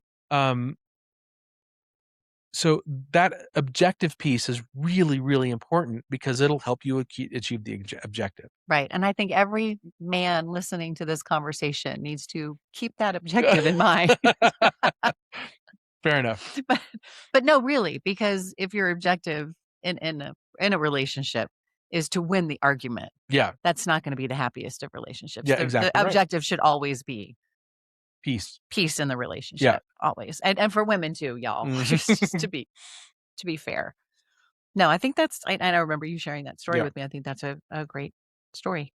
Speaking of repairing relationships, deception destroys trust.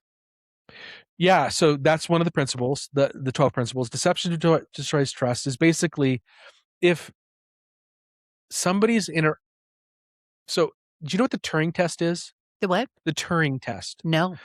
So Turing, which is often lauded as the father of computers, came up with this thing that they called the Turing test, which is Turing test is AI happens when you're chatting with AI, not face to face, obviously, but having a text conversation with something, and you can't discern if it's a human being or a computer. Right. And if you can't discern it, AI is passed the Turing test. We passed the Turing test a long time ago. Like a long time ago in AI era, like 2.5 years ago. We passed it, ChatGPT 3. So now we have a problem if you're having a conversation on the phone, over text, even now over video, and if the AI is not telling you it's AI, it's now being deceptive. And that will destroy trust. So when you're asking people to interact with AI, you have to be transparent with the fact that they're interacting with AI. Otherwise, it's deceptive and can do real harm. So these are like the agents. Like if you're going to an insurance website and it says the little avatar comes up and says, "Hi, can I help you?" You need to know that you're not interacting with a human. A real you're human interacting being. with an AI agent. Yes. Yep. Exactly and right. That kind of thing. Exactly right. Okay. Yeah. So that's. By the way, there's a lot of times I'd rather interact with AI than a human being. Honestly, there's a lot of great example. I called the best AI I've ever interacted with was a reservation system for Benihana. Oh, really? Yes, it was phenomenal. So I called to make a reservation for my family. We decided last minute we're going to go to Benihana. Is there any? So I called Benihana, like, we want to come in. Is there a room at 6:00? It wasn't a hostess that was sitting at the counter. It was AI. And it said, yes, actually we have a table. We can squeeze you in at 6:15. I'm like, I would just want to make sure this is the hibachi Benihana, not the sit down restaurant. Like, yep. Really smooth. Didn't have to wait. Answered my questions, and I was done. Dealing with a human being, often you're dealing with like Amazon technical support. I was just being an Amazon seller. They didn't know anything about Amazon. Were completely unhelpful. Where AI was really helpful. So there's certain circumstances. It's not the same thing as press 1 to speak to this and press. It's not the same. It's more interactive. I get to the answers I want a lot faster. And I'm not dealing with a human that hasn't been properly trained. And how did you know it was AI? It didn't tell me. I don't know how I knew. So it was deceptive. It was deceptive. Maybe it told me. It was just kind of obvious that the voice was a little bit too. Voice. Look, Benihana, you did a great job, but you need to be transparent. Maybe they were. I don't want to throw them under the bus on that, but it was just kind of, it was plainly obvious that it was AI. And it was a really well-spoken, like, voice, like, not professional voice, right? Not a 17-year-old at the desk of a Benihana. Yeah, exactly. With right. The background noise, exactly the plates right. It was just obvious it was AI. Yeah. Well, that's awesome. I'm trying to think if I've ever had an AI hostess pick up the phone and make reservations. I don't think so. I usually do open table these days. Yeah. So it's just on open table. I haven't called a restaurant in a really long time. Once in a while, but in that circumstance, yeah. But that's great. I'd rather deal with AI. Yeah. No, I get it. But I do get annoyed with some customer service because they're not in the country and they don't always speak You want an extra pillow? I told you these No. chairs can be I'm good. annoying. I'm good. That's why I always get a little crooked and I Yep. have to adjust my pillows. Thank you. They match, but they're not the most comfortable chairs. You want to deal with something competent to help you answer your question or to help you resolve your problem. And AI is being rolled out a lot in customer service. People are freaking out about it. I'm very happy with it because when I have to call customer service, I'm like, it's a failure. It's like, I have to call customer service. I don't want to talk to somebody, explain them my account, have them put my account in once on the phone, and then have them have to repeat my account information again to the and human then send being, you to somebody else, and then send me to somebody else. And then I have to give them my account information again, and you have to talk to 3 different people about canceling your account, and then they want to give you every offer in the world to keep your account. It's like, I don't want to keep my account. Please just cancel my account. Exactly right. Don't just please, for the love of God, let me cancel my account. The flip side of that is it can be deceptive and talk you out of money that you don't want to spend. I had there's internet stories of somebody a mom getting a phone call from her daughter saying, "Mom, I need $10,000 right now," and the mom wires it. It wasn't her daughter; it was AI mimicking her voice. So it can be used for good and for bad. Right, and then you have to ask yourself, in what situation would my daughter call me and ask me for $10,000? And it made up an excuse, like it made up a really valid excuse. And so what we have done in my family is we have, like, before anything happens, ask me a question that only I would know the answer to. We have a code word in our family, and we've had a code word since the kids were What's little the code bitty. Word? I'm kidding. By the way, but since they were little, like from kidnappings and things, like if somebody comes to school to pick you up and says, "Hey, your mom said, to come with me." Okay, what's the family word? That's a great way of doing it. And then if they don't know the family word, you don't ever go anywhere with anyone. And we've had that word. I mean, my kids are in their late 20s and early 30s now, so we still have our family word. So if you call me and you want $10,000, you better know that word. If you don't know that word, you're not getting $10,000. Exactly right. So I think everybody needs a code word. But because it is crazy, and you can do videos now and it looks just like you and it sounds just like you. And, some people can discern AI pretty easily on video, but some people can't. And they really think it's real. Like these Chris Pratt videos. Is it Chris Pratt? Who's the guy running for governor or mayor in LA? Oh, Spencer Pratt. Spencer Pratt. Yes. Chris Pratt is an actor. Yes. So Spencer Pratt, like his commercials are all AI. Yes. And like I look at them and I can say, they're phenomenal. But some of them are. I mean, some people, with the guys talking about the backyard, who they're going to vote for, there are people who think those are real people. And I get that they could see that they're real people.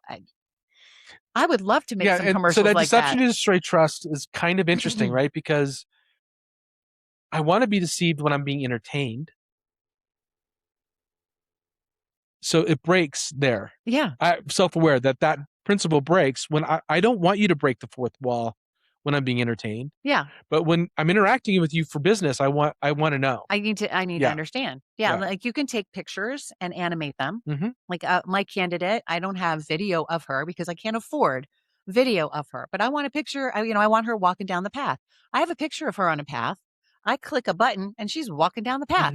That's not deceptive. She was on the path. She was walking down the path. Put her in a different location.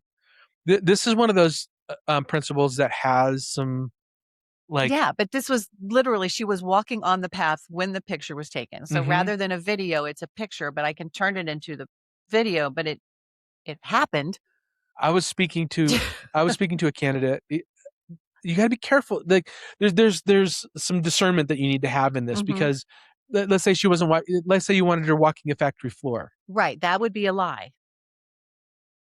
If she wasn't on the factory floor and I put her in a factory. Yes. But if you're trying to make the question is now you're getting into that, you're getting into that advertising thing. You know how they take a picture of a Big Mac that doesn't, it doesn't really look like that. Well, but they put all the fake cheese and the fake sauce. They have some creative, there's actually laws around this where you're allowed to present your best self in marketing. Yeah. And in campaigns, you're allowed to take some liberties. Is that deceptive? Yeah, but it's not. I don't know the answer to that. I don't know what the answer is, where the line is on that deception. What you're comfortable with within the letter of the law. Yeah, there's laws to help. Right. like if Tim Walz had a video of him actually in combat, that's a lie. Right? I think we've had some candidates do that before. Yeah.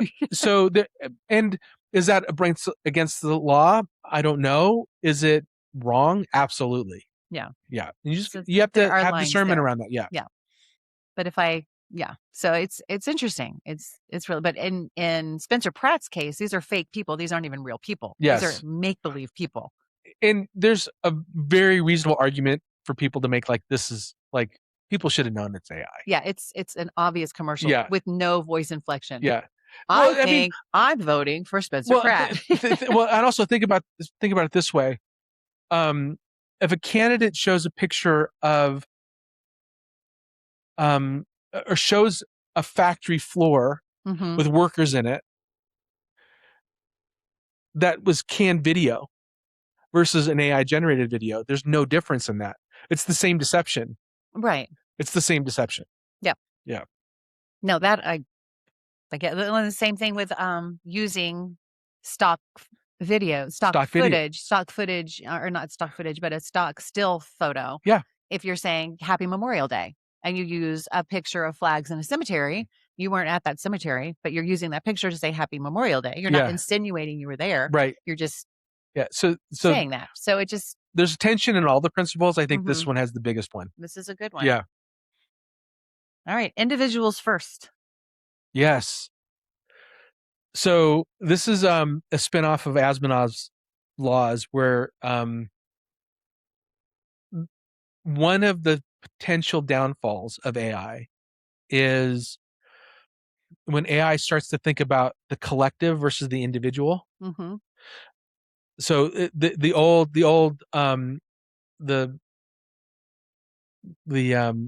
philosophical question: if you shoot this person right now, you save 50 lives. Do you shoot this person?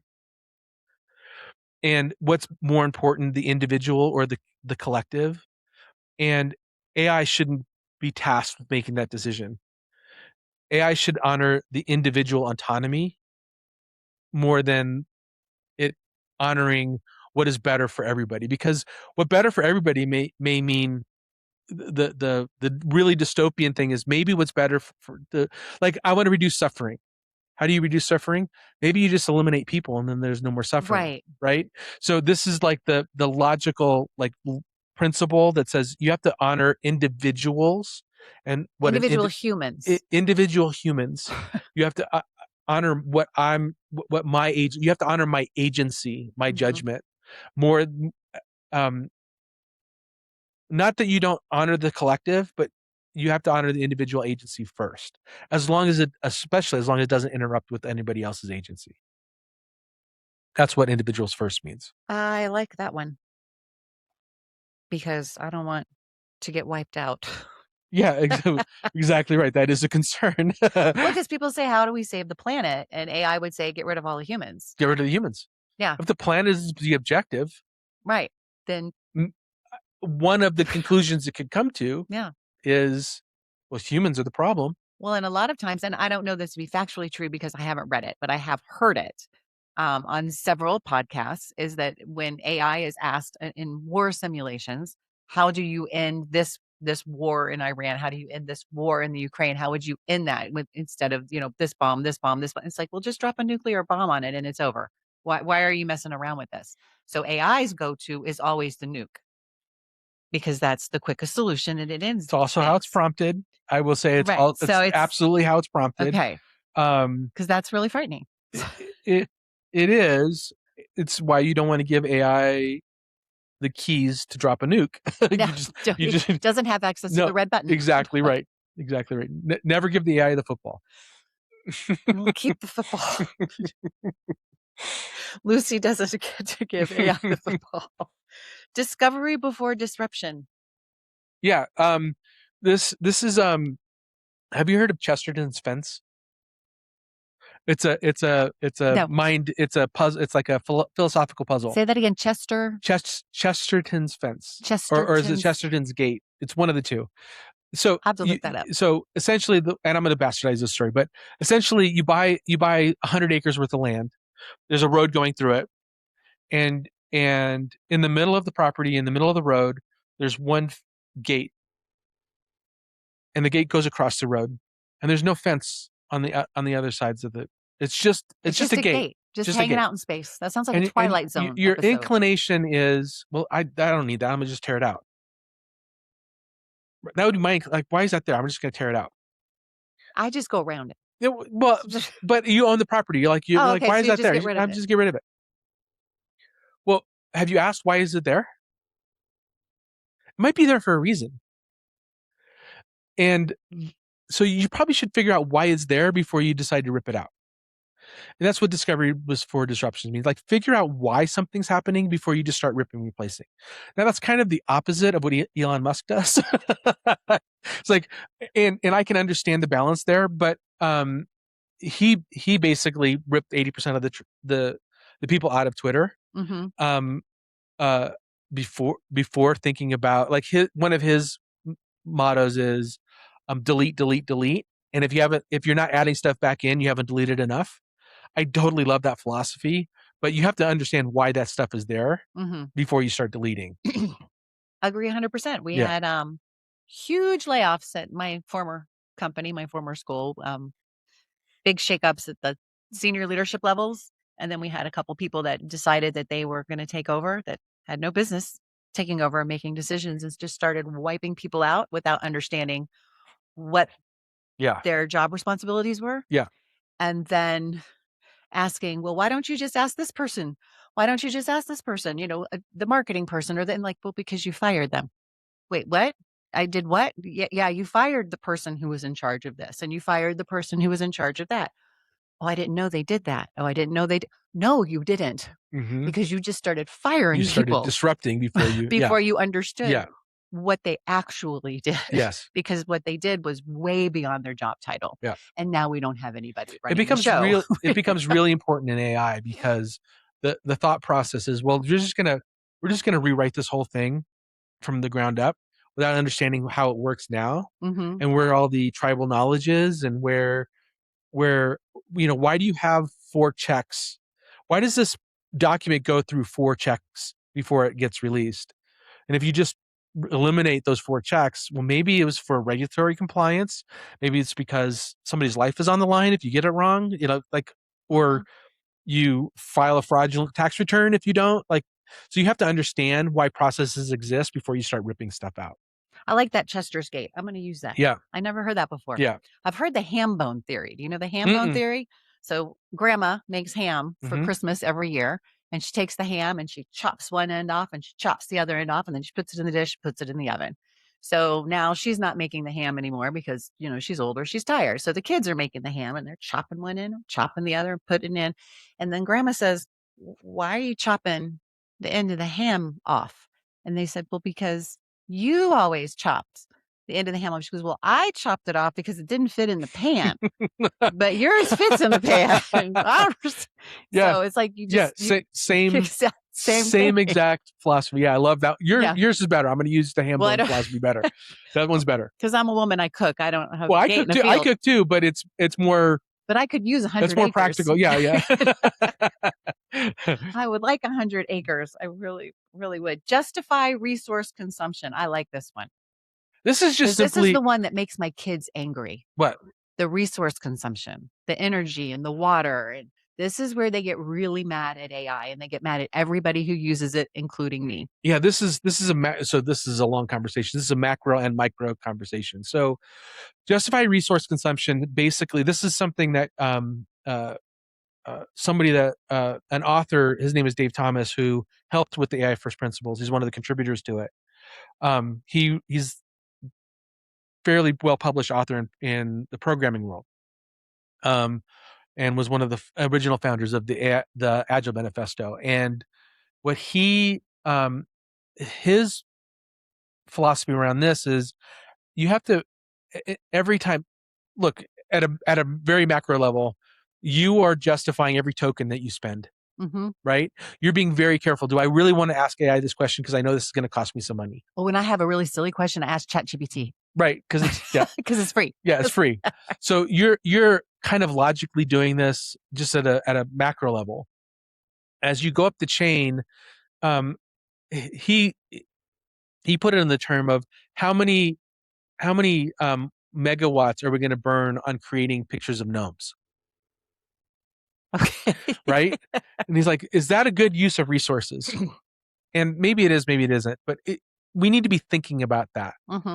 And so with AI, there's a lot of talk about how much energy we're spending and how much water is being consumed. Now, both of those are actually way overblown. AI doesn't consume that much water, especially now. It doesn't pollute water. Water is used for cooling, so it goes in. So it goes in and recycles, it goes right? outside, it cools, and goes back in, and so it's not really it's not consuming a lot of water resources. My understanding is it uses less water than almond tree farms to make almond milk. Almond tree is that's the worst, right? Almond is terrible. The worst. Yeah, terrible. Okay. So just y'all know that when you get upset at AI, so don't drink almond milk. But exactly right. Do you drink almond milk? Then you can't be upset. You can't complain about AI. But AI consumes very little water. Okay. Now, and future, and then from energy perspective, future it could be different. Is that what you're about to say? Well, in the future, it could produce. It maybe consumes none. Oh, okay. So it get better. It'll get better. Yeah, okay. Everything's getting better. Okay, I just wanted to clarify. Yeah, everything's getting better. We were going to say it was going to get worse. It was going to get better. Okay. No. As far as energy goes, the energy problem is twofold. One is our grid system is really poor, has been really poorly maintained, and so there is an energy constraint in the world, especially in the U.S. And so we need to build more energy plants. And so what's happening right now is AI companies, data centers are starting to be responsible, have to produce their own energy. Okay. And the Trump administration actually is clearing the way for that, which I think is a really good thing. So that should net reduce energy costs, because energy that isn't being used by the AI data centers that they build can go feed back into the grid. So it should net reduce our energy costs.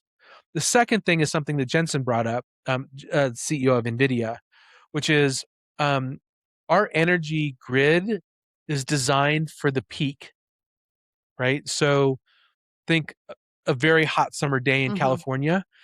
The energy grid has to handle the 105-degree day and everybody turning their air conditioning on. But most of the time, energy is being used at a 60% capacity. So there's an opportunity for data centers to say, we'll just take that 40% and you can turn us down as you need it and turn us back up when you don't. So there's a lot of capacity that's not being leveraged in AI or in energy for AI that can be, just based on simply changing the service level agreements for those AI data centers. So this is going off on a tangent. So a lot of that energy then could be shipped back out to the community?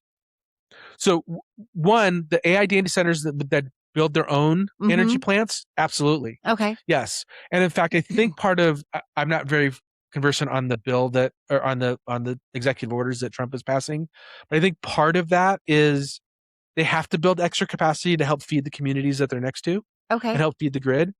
If it's not, it should be part of that. So that's one, is that it could actually reduce our energy bills significantly and maybe to zero. The second is there's already capacity in energy grid in our grid system that's not being leveraged because of that peak problem. That it can just use that extra capacity that we already have and gracefully degrade the data centers to serve the community. So why don't we hear more about this? Why are we just hearing the doom and gloom part? That we're going to run out of water and we're going to run out of energy? Because that's all we're hearing. That's my phone. That's it may have stopped recording. That's kind of funny. Excuse me. Yeah.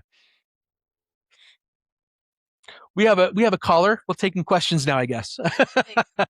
So your question was, why are we hearing all this doom and gloom? Yeah. It depends on who you ask. Why? Just recently, Kevin O'Leary. I know Kevin O'Leary. Well, I mean, I know of Kevin O'Leary. So he's been talking a lot about what's happened. So he's trying to build a data center in Utah, a very big one. And there's a lot of negative PR about a lot of negative false PR about his data center. And he's spent some serious money and time and capital on analyzing where this PR is coming from. And what he's saying is it's coming from a few small groups that are associated. I will bet I know who's funding those groups. Who? Mr. Soros and company? China. But okay, China. He's saying it's so. I don't know. I would say there's the one particular billionaire in China, right? An American billionaire in China who's associated with those groups. Yeah, but I don't know that. That would be my guess. But if you think about the competition between the U.S. and China in AI, China has a huge advantage over us because there's no social grid to fight against burning coal. Mm-hmm. They can burn as much coal as they want. Mm-hmm. The leverage that if let me put it a different way, if I were the ruler of China, I got to make all the decisions, and I was competing against the U.S., the one point they might have against us is to make it socially unacceptable to support AI. Right, because they can't protest in China. Right. So there's a lot of genuine concern that we need to have about AI, and there's a lot of propped up concern that we have about AI that is good for our competition to stoke. Mm-hmm. So you have to take that, like everything, you have to take it with a huge grain of salt and really do the homework yourself and then form an opinion around that. Now, do I want AI companies making my energy bills go higher? No. And I think it's really good to be talking about that. Mm-hmm. Do I think that we need to put, as the Pope said, what was the word he used? It wasn't restricted, I can't remember what the word he used, but it was very like, we have to stop AI in its tracks right now. I think that's a huge mistake. Because it will put us, not the Stone Ages, but it will put us so far behind the rest of the world that we will no longer be competitive. Yeah, we're limiting against folks that aren't limited. Right. It's like energy. It's like anything else. Yeah, it's like energy or anything else. So the best weapon against bad AI is good AI. Mm-hmm. So you don't want to limit the good AI. You don't want to limit the ability to use AI for good when it's like a gun. It's like guns, right? Do you want only bad people to have guns? Right. Or do you want the best thing against a bad guy with a gun is a good guy with a gun. Whether or not you agree with that, that's one of I believe in that philosophy. I also believe in that philosophy in AI. The best thing against a bad person with AI is a good person with AI. Well, yeah, because you can't have the bad guys winning the information wars, because then you get bad information and bad propaganda, and you don't have any way to combat that. You also, and there's something that's also being talked about, is that we need to regulate AI. And I don't agree with that either, to an extent. Like the FDA for AI I think is a terrible idea, because now AI is most powerful when it's decentralized, because now it's democratized with everybody. Mm-hmm. If you start regulating it and centralizing it, now who watches the watchers? Yeah. And it's kind of, that's scary. That's the scariest thing to me. Imagine during the COVID era, that AI was regulated mm-hmm. and weaponized against, and the information that we would have gotten. Yeah. It was bad enough, the information that we got, that has now all been proven to be false. Yeah, exactly right. Yeah. It's not a conspiracy theory if it's true. No, it's not a conspiracy theory if it's true. And so much. And just because you're paranoid doesn't mean they aren't after you. No, and there's healthy paranoia. It's good to ask questions. It's good to be skeptical. That's what science is made of. Yes. Is healthy skepticism. If we don't have healthy skepticism, we have nothing. We have passive followers. And then you just have sheep. No notes. No, it's not good. It's not good. All right. How do you see AI? Because we talked about what I saw in AI in political campaigns. How do you see AI contributing to political campaigns, since I'm a political beast these days? So I think most campaigns are finance limited. You talked about this. Yeah, almost every campaign has limited finances. Only a few, like the primary in Texas, have unlimited funds. In Maine. Yeah, in Maine.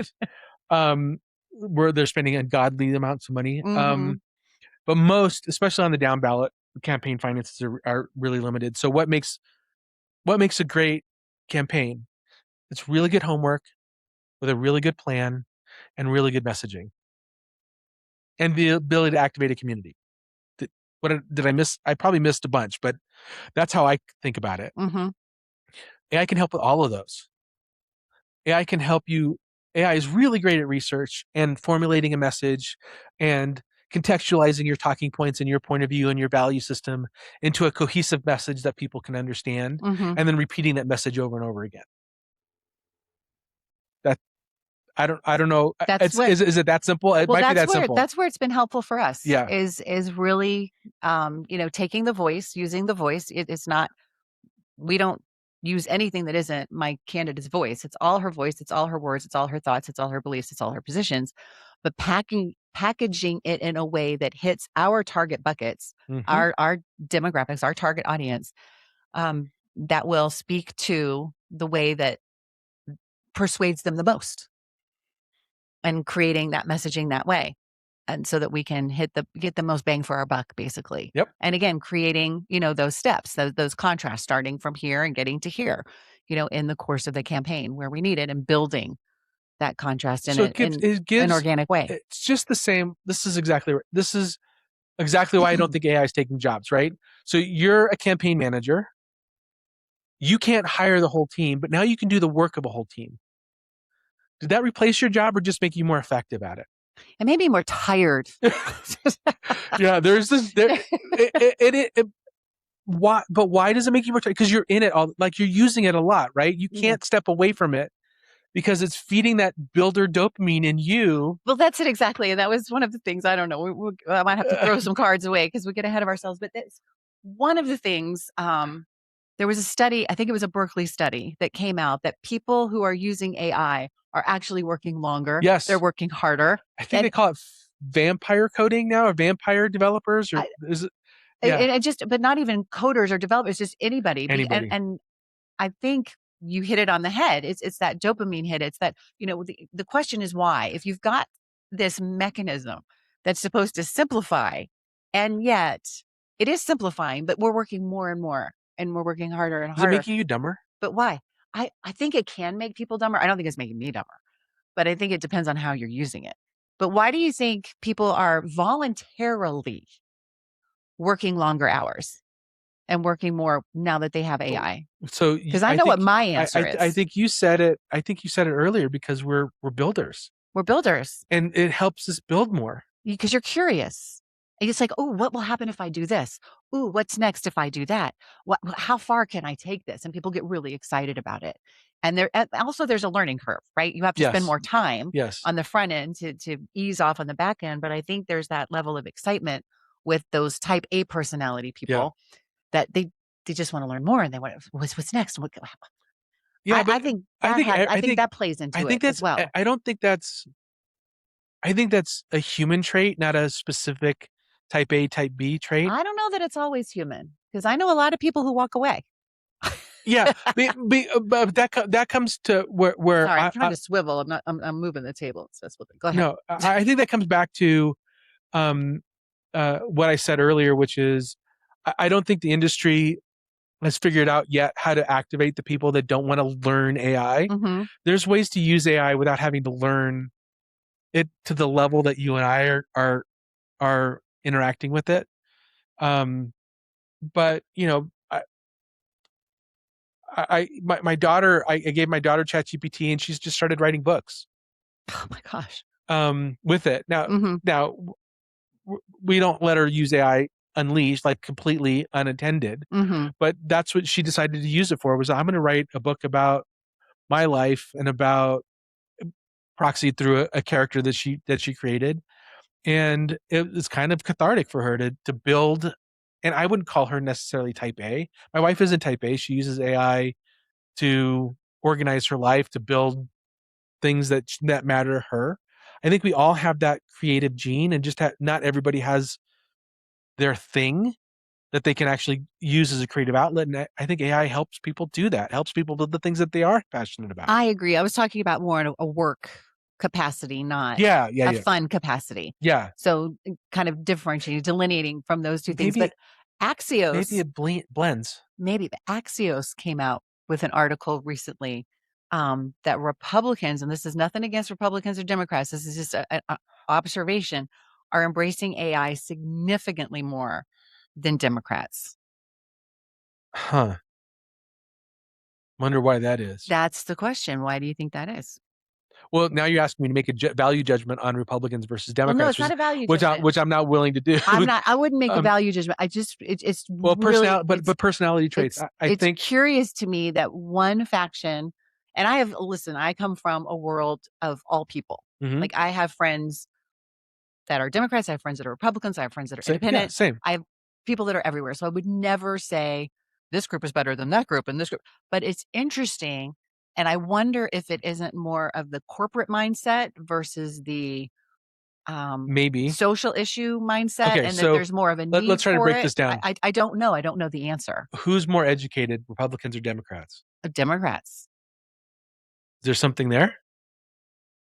Because you have more these days. It seems like the Democrats are the more elitist. Is that maybe a clue on why more Republicans are? Because they need more information? Or because I look at more of the a different lens, like through the corporate lens. Maybe more Republicans are in the corporate world, where more Democrats are in the academic world. Yeah, it's I think those are related. Maybe, again, this is probably going to sound wrong, and I'm probably going to wish I reworded this differently. But there's dogmatic versus practical, and AI helps you with more practical stuff. Yeah, see, I think that might be. I don't know. I don't know either. I don't know the answer. And but I just thought it was really interesting that popped up in my research. It is very interesting. And I think you're right, just because probably if it's true that Republicans generally tend to be more business minded and outcomes focused, AI helps you achieve that. So maybe that makes sense. Yeah. And maybe the whole, and again, this is I'm just spitballing here, environmental concerns about water consumption and energy consumption, that people who are more environment, and I do believe Republicans are very environmentally conscious. Well, yeah, so but I don't know but also you could argue that there's probably more Democrats that drink almond milk than Republicans. I don't know. I know a lot of Republicans drink. I don't know that they drink almond milk, but I know a lot that drink oat milk and coconut milk. Fair enough. I'm not going to throw anybody under the bus with almond milk anymore. I learned about almond milk a long time ago, and I was drinking almond milk at the time, and I'm like, I should probably not drink almond milk because we're really using up. I just drink milk. I drink regular milk now because I've tried everything in my coffee and nothing. It's milk. Nothing works but milk or cream. So I'm back to just milk. But I have started with A2 milk and A2 cream just as it's better on the digestive system and with those enzymes. So I do that. We did failing silently already. See, we've gotten so far ahead of ourselves, which is great. Let's circle back. I hate that expression, by the way. I just said it out loud. Circle back. It's almost about a synergy. Yeah, I don't like that one either. But we talked about AI failing silently. So when we talk about that, what is there one specific failure that really frightens you that AI might make? That is maybe like hard to catch? I don't know.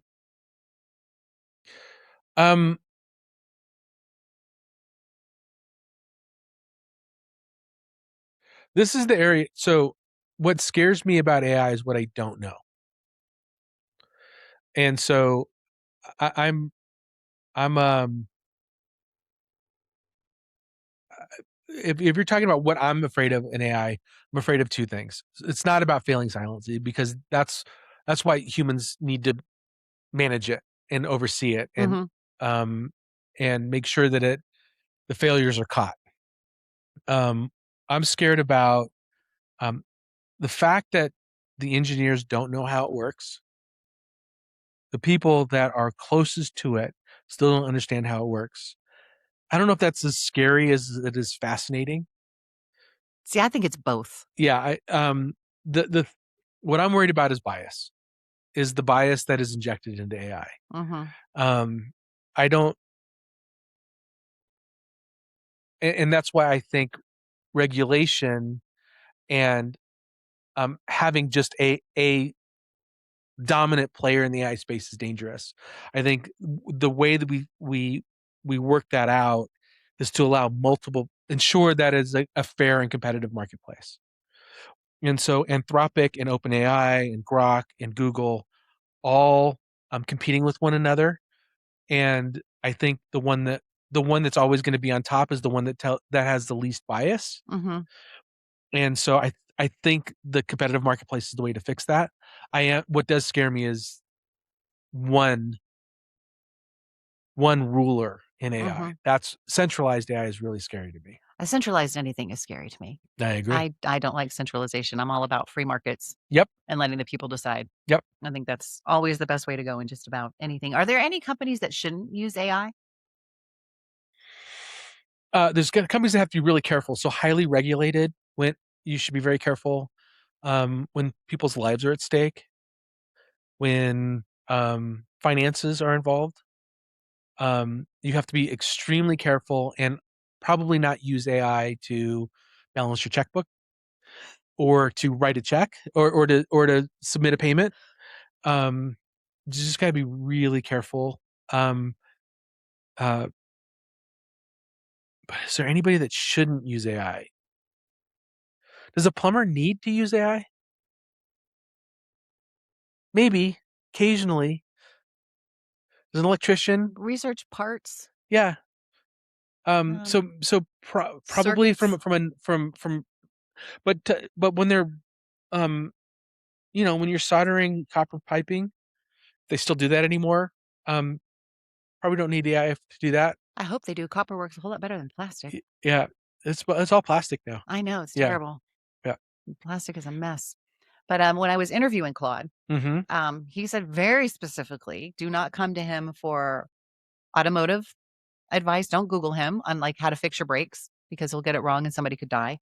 Don't use him for medical advice. Don't use him for therapist as a therapist.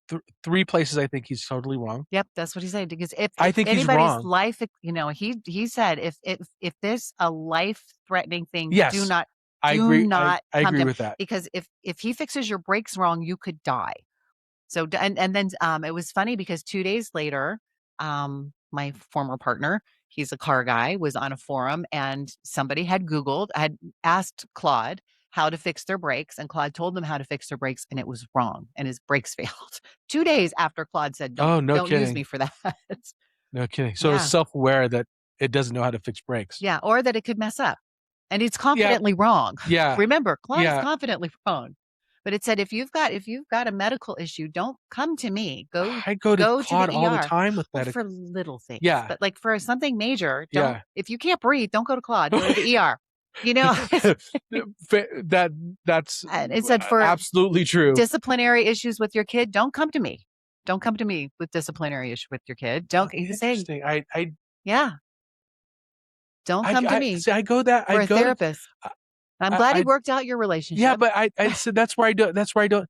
If you're expecting answers, I think pros and cons. Yeah, if you're expecting answers from Claude, I would agree with that. But if you're expecting a thought partner to work through something that you're struggling with, Claude can be ChatGPT, Grok. They can all be very powerful thought partners. Right, but I don't think Claude can solve your childhood trauma. Yeah, what can? I don't know, really good therapist. Yeah. Now we can get into like his childhood trauma. Most very successful people have had childhood trauma. True. So maybe that struggle, not to I say have a that there's lot of nothing. opinions on Yeah, therapists and childhood yeah. trauma. I think we value is the wrong word. I think we have a hyper focus on trauma these days, and that it causes people to ruminate rather than to recover. Yeah, I can't argue with that. Yep. So that's where I stand on that issue. And I'm not a psychologist. I don't claim to be a psychologist. I am psychologist adjacent. My mother is a psychologist. I grew up with a lot of this stuff. But I do think we spend entirely too much time on this, especially in the school system. Yeah. I can't argue with that. So that's where I am on that. And where Claude fits into that, I don't know. I don't go to Claude for relationship advice. I go to Claude trying to sort out problems. But see, I think the way you did it with your issue it was one fight, and it was, I want to make things better. And it wasn't like, I have this 20 years. It's not like help me win the fight. Help me tell my wife why she's wrong. Our marriage has been suffering for 20 years, and I need, it's not. It was one issue, one thing. Yeah. But I think that's a whole different situation. Yeah. Than a long-term therapy session. I wonder if would Claude be better than the bad therapist? I think Claude would be better than a bad therapist, but I don't think Claude would be better than a great therapist. I totally agree with that. I totally agree with you on that. Yeah. Yeah. I don't know. Google reviews. I don't know. We will find out. I know that. I have had a bad therapist once, though. Yeah. I did. I went to a therapist when I had some issues with my dad, and he had pretty much disowned me and wasn't speaking to me. And I went to this therapist, and the third time he said, "How long are you going to cry about this?" I was 20. I was like, I'm not allowed to cry about this? Really? That was the last time I saw him. That was the end of my therapy right there. AI and your companies that you're working for. How do you build AI adoption? How do you convince them to do this if they're afraid of it? Do you ever work with companies that are kind of the floor people are like really skeptical? So so how do you overcome AI trepidation, right? Yeah. See, you could articulate that a lot better than I did. So one is, it goes back to, the company has to be really clear about the purpose of why they're looking at AI. Mm-hmm. Totally unlike how ServiceNow CEO did it and how Mark Zuckerberg did it at Facebook. They did not handle that well. How did they handle it? What did they do? ServiceNow basically said, I'm getting rid of the measurers. Measurers? Yeah, that's what they called them, the measurers. What's a measurer? Somebody that analyzes the measures in the company, middle management. Oh, okay. And Zuckerberg basically said, we're using you guys to train our AI how to code better. And then he laid off thousands of people. Oh. Or he did that, he laid them off before and then said that. So in reality, ServiceNow and Facebook, what the consensus is right now is they're using AI as the excuse for getting rid of some overhiring that they did. And so that's where a lot of the fear is coming from. Is AI replacing some jobs? Yeah, but for the most part, we have record low unemployment rates. So it's hard to blame AI for job loss. So it's just an overcompensation. Yeah, they're using AI. They're using AI as the excuse to do the layoffs they always wanted to do. Again, my opinion. That's like my old company. Yeah, they're just using mergers as an excuse to get rid of people they never wanted. Yeah, or maybe they overhired. Maybe they went on a hiring spree and they do have waste and that's fine. But using AI as an excuse is a problem. Call it what it is. Yeah, call it what it is. Yeah.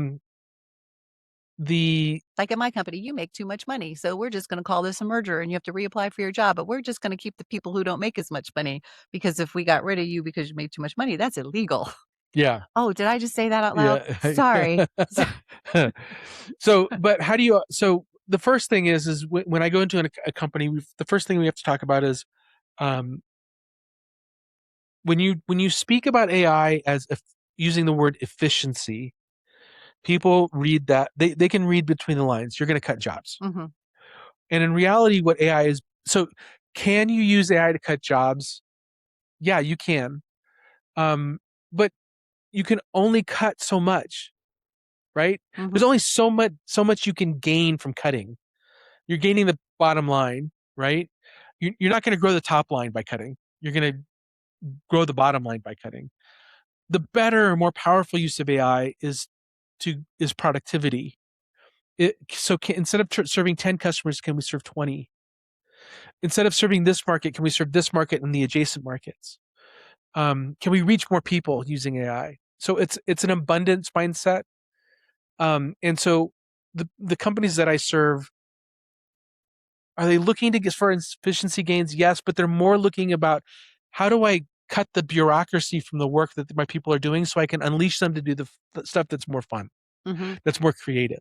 So it is about how you mindset wise come in with AI into your company. And then it's, how do you communicate that properly?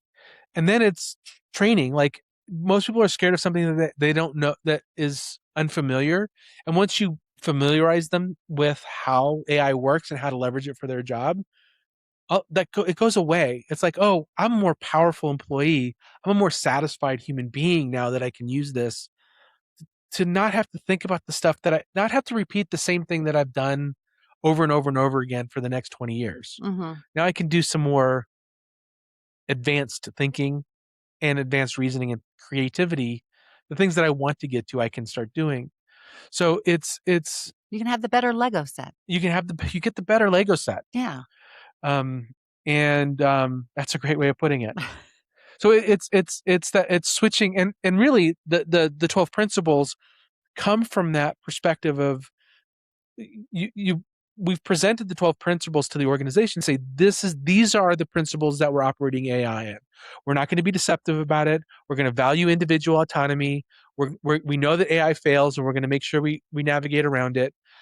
You're here because you own objectives, and objectives are really the most important thing anyway. So using those principles as the foundation when you bring AI into a company is a really good start. And then just saying it's about abundance, not about having a limited mindset. Mm-hmm. No, I think that's perfect, because people are afraid. They're tentative. Yeah. They're it's good. You also talk about people over proxies, right? You talk about operators doing the work, outranking the people writing about it. Why am I blanking on this? I don't know, but I liked it because it's the people who are actually working. I'm trying to remember what principle we're talking about. I'm going to look it up really quick. And I have the paperwork right over there. I can go look. You want me to find it? It's in there somewhere. I'm just going to look up the first principles here and try to figure out which one you're talking about. That's okay. Maybe I wrote it down wrong. So it's somewhere. I know what it is, but I don't remember what the mindset around it is. I don't know where it is, and it's not a principle, but I can't remember what the thought process around that is. I apologize. I'm just blanking. That's okay. You don't have to remember everything. Okay. You wrote a lot of stuff about a lot of stuff. The people over proxies. I don't remember what I meant by that. We could just that phrase. So my question, what does that mean? You're like, I don't know. I forgot. We'll figure it out another time. Oh, one thing that I did read, and so I wanted to talk to you about this, is that English majors and liberal arts majors are communicating really well with AI, which is something that, I mean, I'm an English major, right? I was an English teacher. So that doesn't surprise me, but I think it would surprise a lot of people. Why do you think that English majors and liberal arts majors are having a really easy time with AI, where a lot of people are having a more difficult time? Well, And that's true now. I don't know if that's always going to be true, but I think it is. Well, it I is hope true it's for always true because that will help me. so Claude, Gemini, Grok, ChatGPT, and the others are all something called LLMs. Mm-hmm. An LLM stands for large language model. It was trained on language. And therefore, those that have a mastery of language have a leg up with AI because it's how AI was trained. Mm-hmm. And so English majors have We know words. You know words and knowing how to articulate an objective is easier said than done by a long shot. And knowing how to articulate an idea can be very complicated. And if you have a mastery of words, you're going to have an advantage. And that's really important, I think, when it comes to that prompting. Yes. Part. That's prompting it's all language. It's all language. And how you put it together. Mm-hmm. And if you have a bad prompt or a misguided prompt and you get back some wacky answer, understanding how to refine that and redo it is important. So there's a deeper thing that I want to pull out here, and that is everybody talks about AGI, which is artificial general intelligence, which is, first of all, they can't define what that means, but think of it as AI smarter than what AI is today. AGI is smarter than AI. Yeah. So AGI is artificial general intelligence, which is different than AI. Yes. Don't ask me how, because people can't right now struggle with the definition of AI and AGI and what the difference is. Okay. A lot of folks say we have reached AGI already, artificial general intelligence. AGI sounds scary because now you're talking about AI being autonomous and being able to make decisions, and we've talked about having aspiration and intention, right? So that's what AGI is? I don't know I don't know what the definition. I don't know what the real definition is, and I wouldn't agree with it even if I did. But the problem that we have now with AI, the problem that people are having with AI, has nothing to do with the level of intelligence that we're getting out of the current LLMs. Claude is pretty damn smart, right? The problem isn't, does Claude have the answers, or can Claude give me the answers? The problem is how well you ask the question. And this goes back to that book. It's like the movie iRobot. That's the wrong question. That's the wrong question. Yeah. And Hitchhiker's Guide to the Galaxy. Oh my gosh, I love that book. The answer is 42. The problem is the question, right? So the gap of our ability to pull out of AI isn't the AI. It's our ability to articulate what's in here in a way that we can get the right answers out. And that's a human capability problem. And it's not just with AI. Like, I have a problem articulating my idea to my wife or to employees, or it's like, no, that's not what I meant. How many times have you seen something done that you specified outside of AI? It's like, no, that's not what I meant. Is that their problem, or is that your problem for being able to articulate it? Right. So the issue now is everything that we need to be able to do with AI, that we can imagine to be able to do with AI, is already capable in the AI itself. It's now how do we translate that? How do we translate the concepts and ideas in a way to produce the work that we really are imagining in our head? Because I notice now, as I've been using AI for quite a while, I'm getting much better at detailing out what I mean, not just with AI, but in my life. This is my objective. Here's how you decide what a good outcome is. And that skill set takes practice and time. I don't even remember what the question was, but it was. What was the question? We were talking about English majors and English majors, liberal arts majors. So again, mastery of language, right? So being able to articulate ideas in a way that people can consume them. That same skill set will help you with AI as well. No, it's been really helpful. And I am not nearly anywhere close to where you are with AI, but I feel like I don't feel like I have evolved a lot in the last few months. And I've Yeah. only been using it seriously in the last few months. Yeah. So it's been a game changer. Yeah, it really in is. my world and in all aspects of my world, in my professional world, in my personal world. It's just, I've become very dependent. But have I become dumber is the question. No, I become dumber with Google. Google makes me dumber. Google makes me forget how to spell words. So Google makes me dependent on it for directions, and then I don't know my own town. So I have to be really, I try not to use Google Maps unless I'm going to be somewhere where there's traffic so I can remember where I am in proximity to where other things are and relearn. Is that dumber, or are you just being freed up to do higher level thinking? I don't know that I do any higher level thinking. But I mean, think about it. So the term. But I need to know geographically. Do you know where the term computer came from? Compute? Computer. Does it come from compute? So there used to be huge buildings of people doing math on paper. Okay. And they were called computers. Oh, wow, because they computed. They computed. See, I got the compute part right. Yeah, you got the compute right. And so when Excel came out, those jobs were just eliminated. Oh, I'm so thankful for Excel. So they were really smart computers. Mm-hmm. But they were, so did Excel make people dumber, or did it allow us to do more computing? I think it depends on more complicated problems. It depends on the person, because I've always been a horrible, my math story is a long story. I used to be great at math before I wasn't.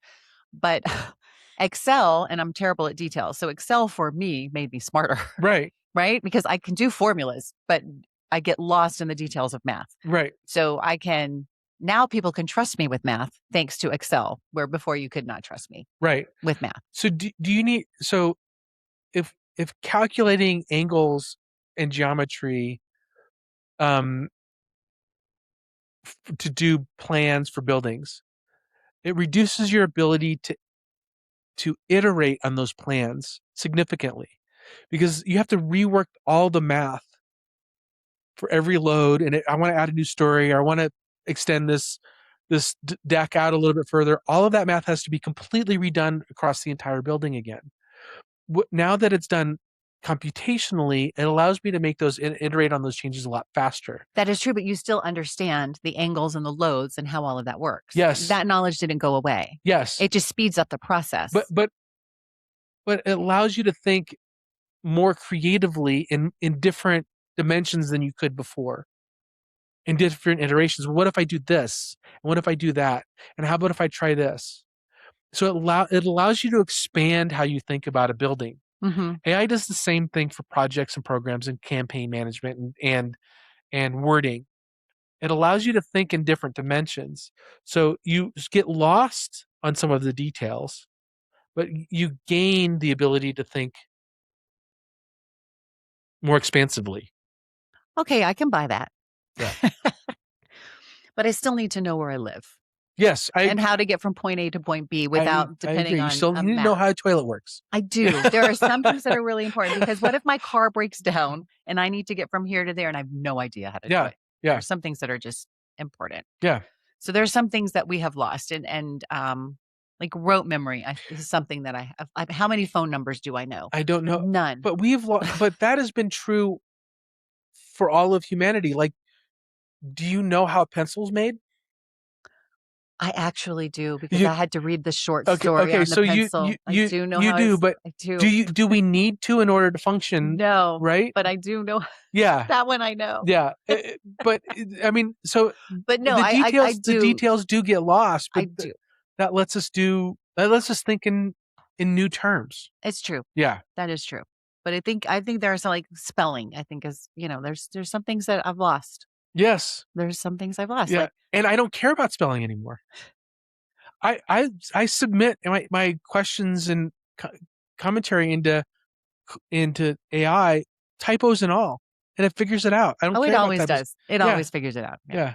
But see, I am the neurotic one. I will fix I still do it too. I will but fix them every time before I hit submit. I'm like, I don't want my AI to think I'm stupid.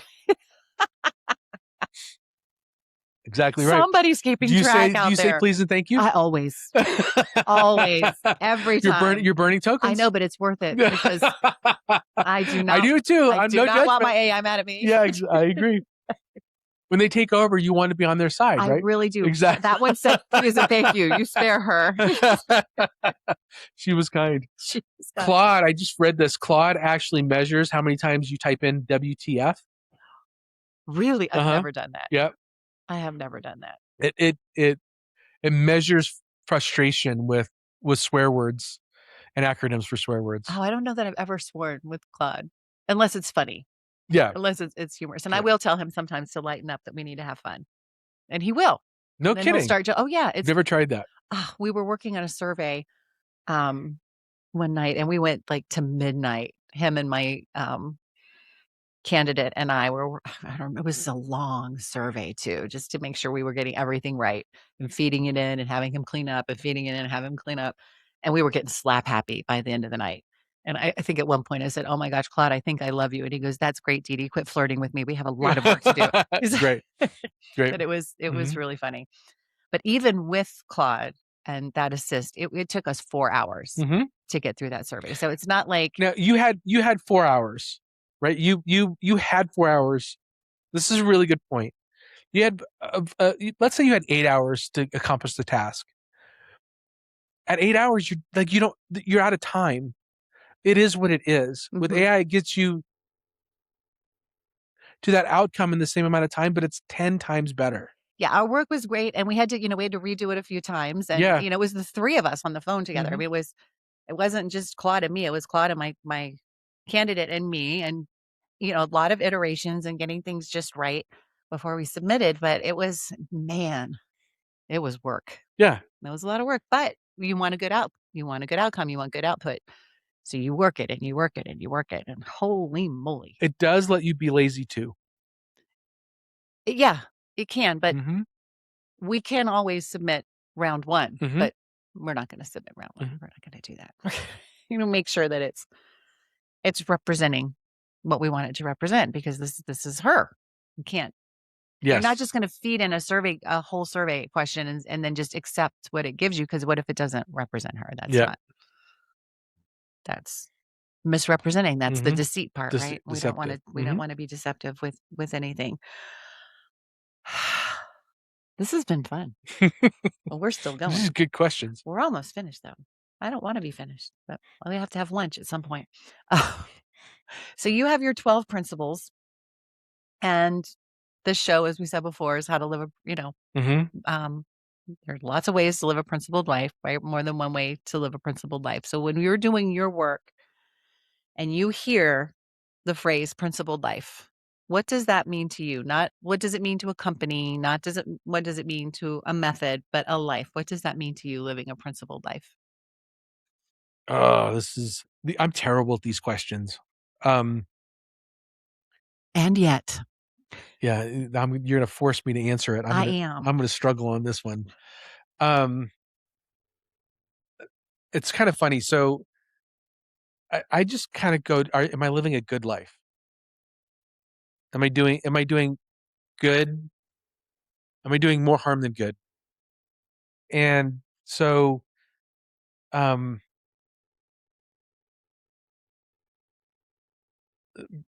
principle, I mean, do I have a set of principles and values? Or what's the difference between principles and values? I don't think for me, there's not much of a difference. And so now I'm talking, do I have good values? I think I do. But I don't think my values are better than somebody else's values. So I think when I get off track, it's when I try to be somebody that I'm not. I try to do something or behave in a way that I know is not who I am. Try to pretend I'm somebody who I'm not. When I sold Effective, we sold the WPP. I was fired from WPP 18 months in, Not because I wasn't doing my job. It's because I wasn't a culture fit. And I tried to fit in. I tried to be the person that I thought they needed, Mm-hmm. and it wasn't me. And so I stopped trying. And when I said fired, I basically quietly quit, right? So I was like, okay, I'm never going to fit in. I'll do the best job that I can, transition leadership over to the rest of the team. And at some point, my boss called me and said, I was like, yeah, it's probably 6 months ago we should have had this conversation. But I was just not a culture fit. And I was trying to live principles based on somebody else's value system and not my own. So that's when I think about living a principled life. It's just everybody goes off track. Everybody is like, I'm over here and I should be over here. And it's like, all right, how do I get back to what I know is true for me? So just being authentic. Yeah, authentic is that word that everybody uses and hard to discern. It's just like, don't try to be somebody you're not. Right. Best book I ever read, Strengths Finders. Oh, I love it. And the main principle out of that book is, why are you trying to be strong at stuff that you're not strong in? Just be strong, value what you're strong in, surround yourself with people that are good in the places that you're weak, and you both can be happy. What are some of your top strengths? So I just did the DISC assessment. Oh yeah. And I'm a DI, which I don't even know what that means. And I don't remember my strength finder finding. I took it like 10 years ago. I remember the philosophy. I don't remember what my strengths are. I'm good at building. I'm good at systems thinking. I don't suck at selling.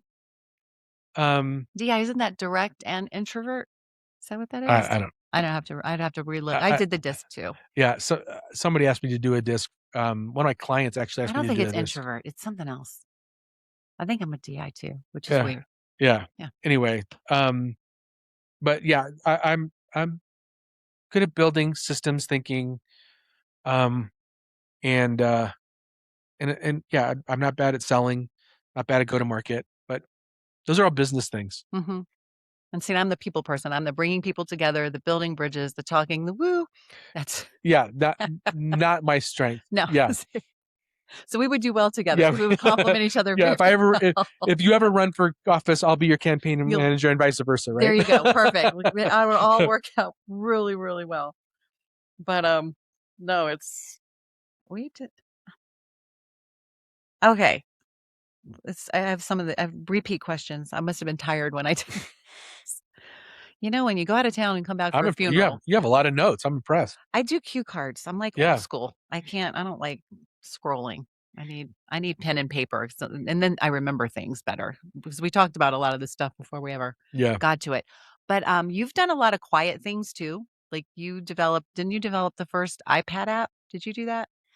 So my company Effective did. Yeah. We developed it was the first iPhone app. And I shouldn't say the first iPhone app. I should qualify that.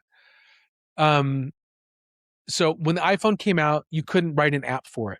It was a closed ecosystem. Only Apple apps were on it.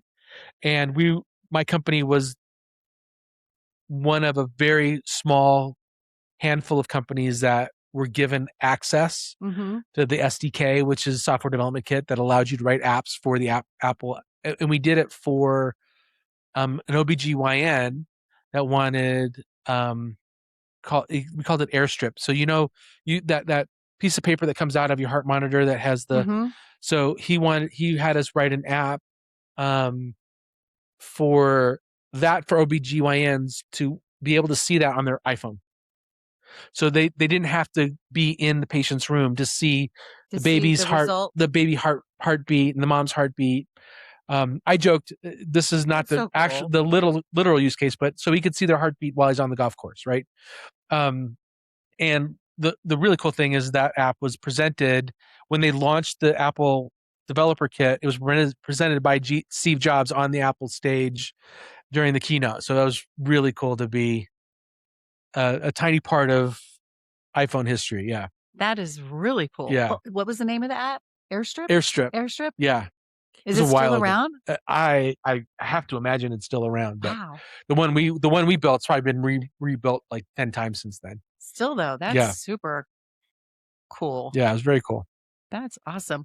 So if you could go back in time to 1999 when you came to Colorado from California, what advice would you give your younger self that you wish someone would have given you? I wouldn't.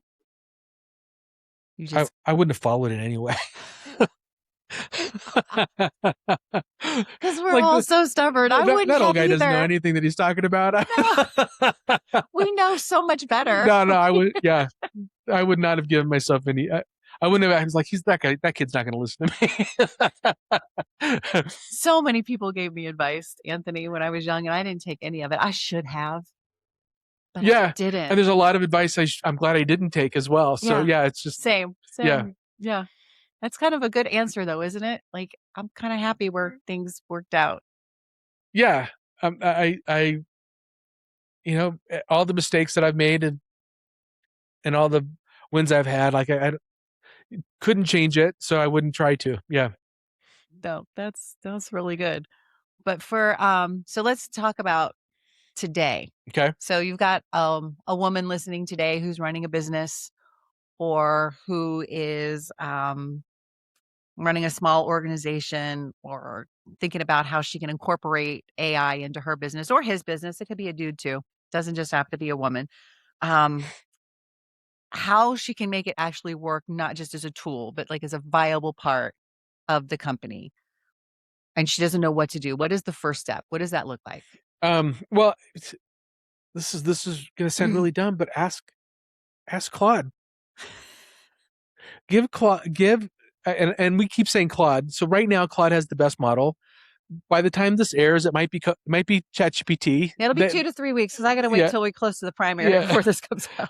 So it changes which one you ask, but you can give AI context of your business and say, how do I leverage AI better? The word you want to use is agentically. Agentically. Like agent-ically. Yes. Okay. And so how do I start to automate some of my work? And then how do I do that? What tools do I use? And what should I download? Should I download OpenClaw or Hermes, or should I use Claude Skills or do I use Grok Build? Do I write the code myself? How do I write the code myself? What are the tools available for me? The answer for all of that is quite complicated. The first step is trying to navigate and getting out of ChatGPT or out of Claude, because what you're doing is you're copying and pasting, right? You're in Claude, you're having conversations, and you got to copy this out and paste it into a document. So living memory, or it'll create the document for you. Yeah, it does. But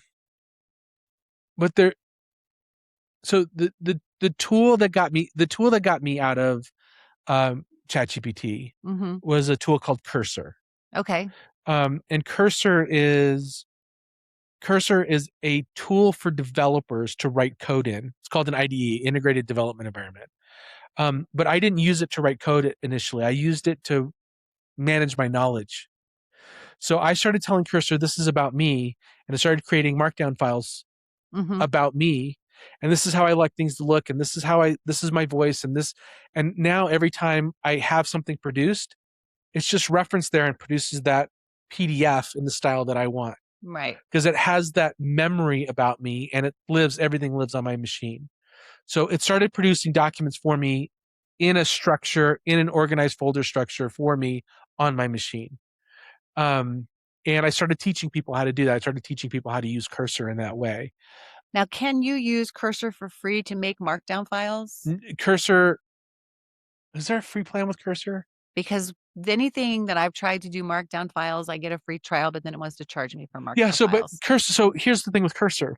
I know we said first steps for people who don't know what they're doing, and now we're talking about Cursor and markdown files, and people don't know what the heck we're talking about. Yeah, so markdown files. So think of markdown files as text files in a simple format. And I have some because I have my free trials, but then the free trial runs out. Yeah. So, but also Cursor what's really interesting about Cursor, and again, it's not for the faint of heart because it's a coding tool.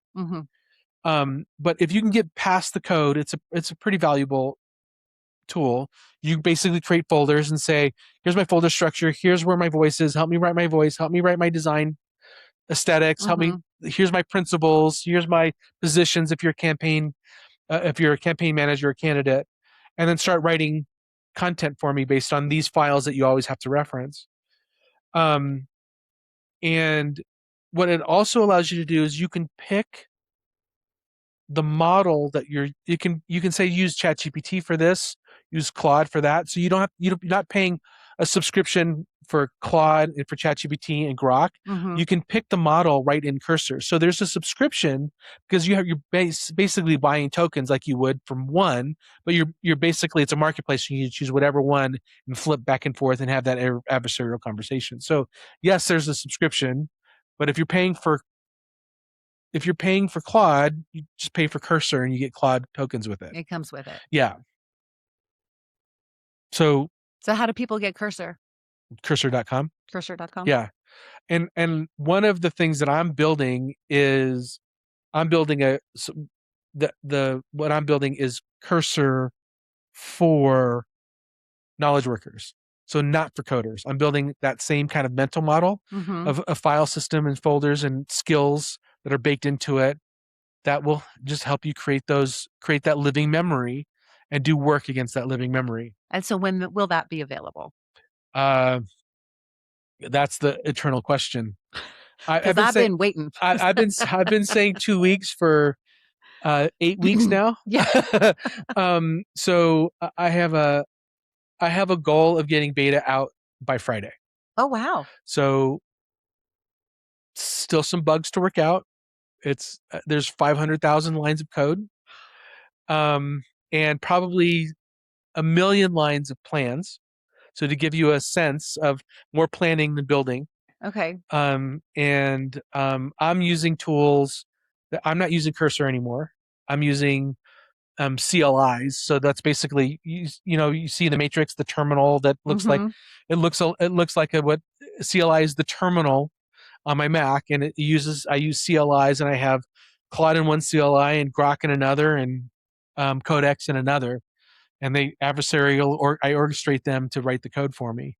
But that's more information that you asked me for. But when that comes out for normal people, it won't look like that. It'll look like it's a very I'm user experience oriented, so it'll be very easy for people, for my woman who's got her own business. They don't want to use it. They don't want to manage AI. They just want to leverage it to remember who they are and to produce work for their company. Yes, it'll be very easy for them to use. It'll be way more approachable than Cursor. Cursor's like you can start using it. Most people bug out and they're like, I'm out because it's too complicated. My tool is called CodeBuilder, and it'll be for normal people that aren't coders. For like Claude people. Yes. ChatGPT people. It gets you out of the chatbots and into more living memory. Very good. Yeah. Because that's important. Yes. Okay. So if you're confused and don't know where to start, just start asking Claude. Yes. What to do, and Claude will tell you what to do. Yes. Tell them what business you're in. Tell them what you're doing, what your pain points are, and it'll your start helping you. Yeah. What you want to do, and just go. Yeah. And it'll give you a great starting place. Yeah. You can ask it. I want to make $1 million next week. I do. Yes. It gives you great answers. None of them will work, but it gives you great answers. It'll be fun. Yeah. It's a fun exercise. Yeah. Dopamine rush. Yeah, dopamine rush. Yeah. Well, I am so glad that Phil introduced us at the Me Turkish too. coffee place. It's been great getting to know you and running into you here and there and everywhere. And I really appreciate you sitting here and talking to everybody, especially me. So people can find you at First Strategy. Firststrategy.ai. And on LinkedIn. It's just Anthony Franco on LinkedIn. Anthony Franco. Yeah. And your book is Wiser. The Wiser Method Master Playbook. Available on Amazon. Playbook. I cannot see what comes next wait to see what comes next for you, because it seems like there's always something. Me too. I can't wait next for you. I can't wait to figure out where I'm going to be in a year. I don't know yet. Yeah. No, it'll be awesome. And someday I'm going to meet that wife of yours. You Yes. keep telling me you have one, but I haven't met her. Yeah, she's awesome. So we'll have to get together one of these days. I would love that. That'll be fun. Okay, we're going to smile pretty for the camera and then we're going to turn it off. Okay. Okay. So we get a good picture. Bye, everybody. Thanks for coming. All right.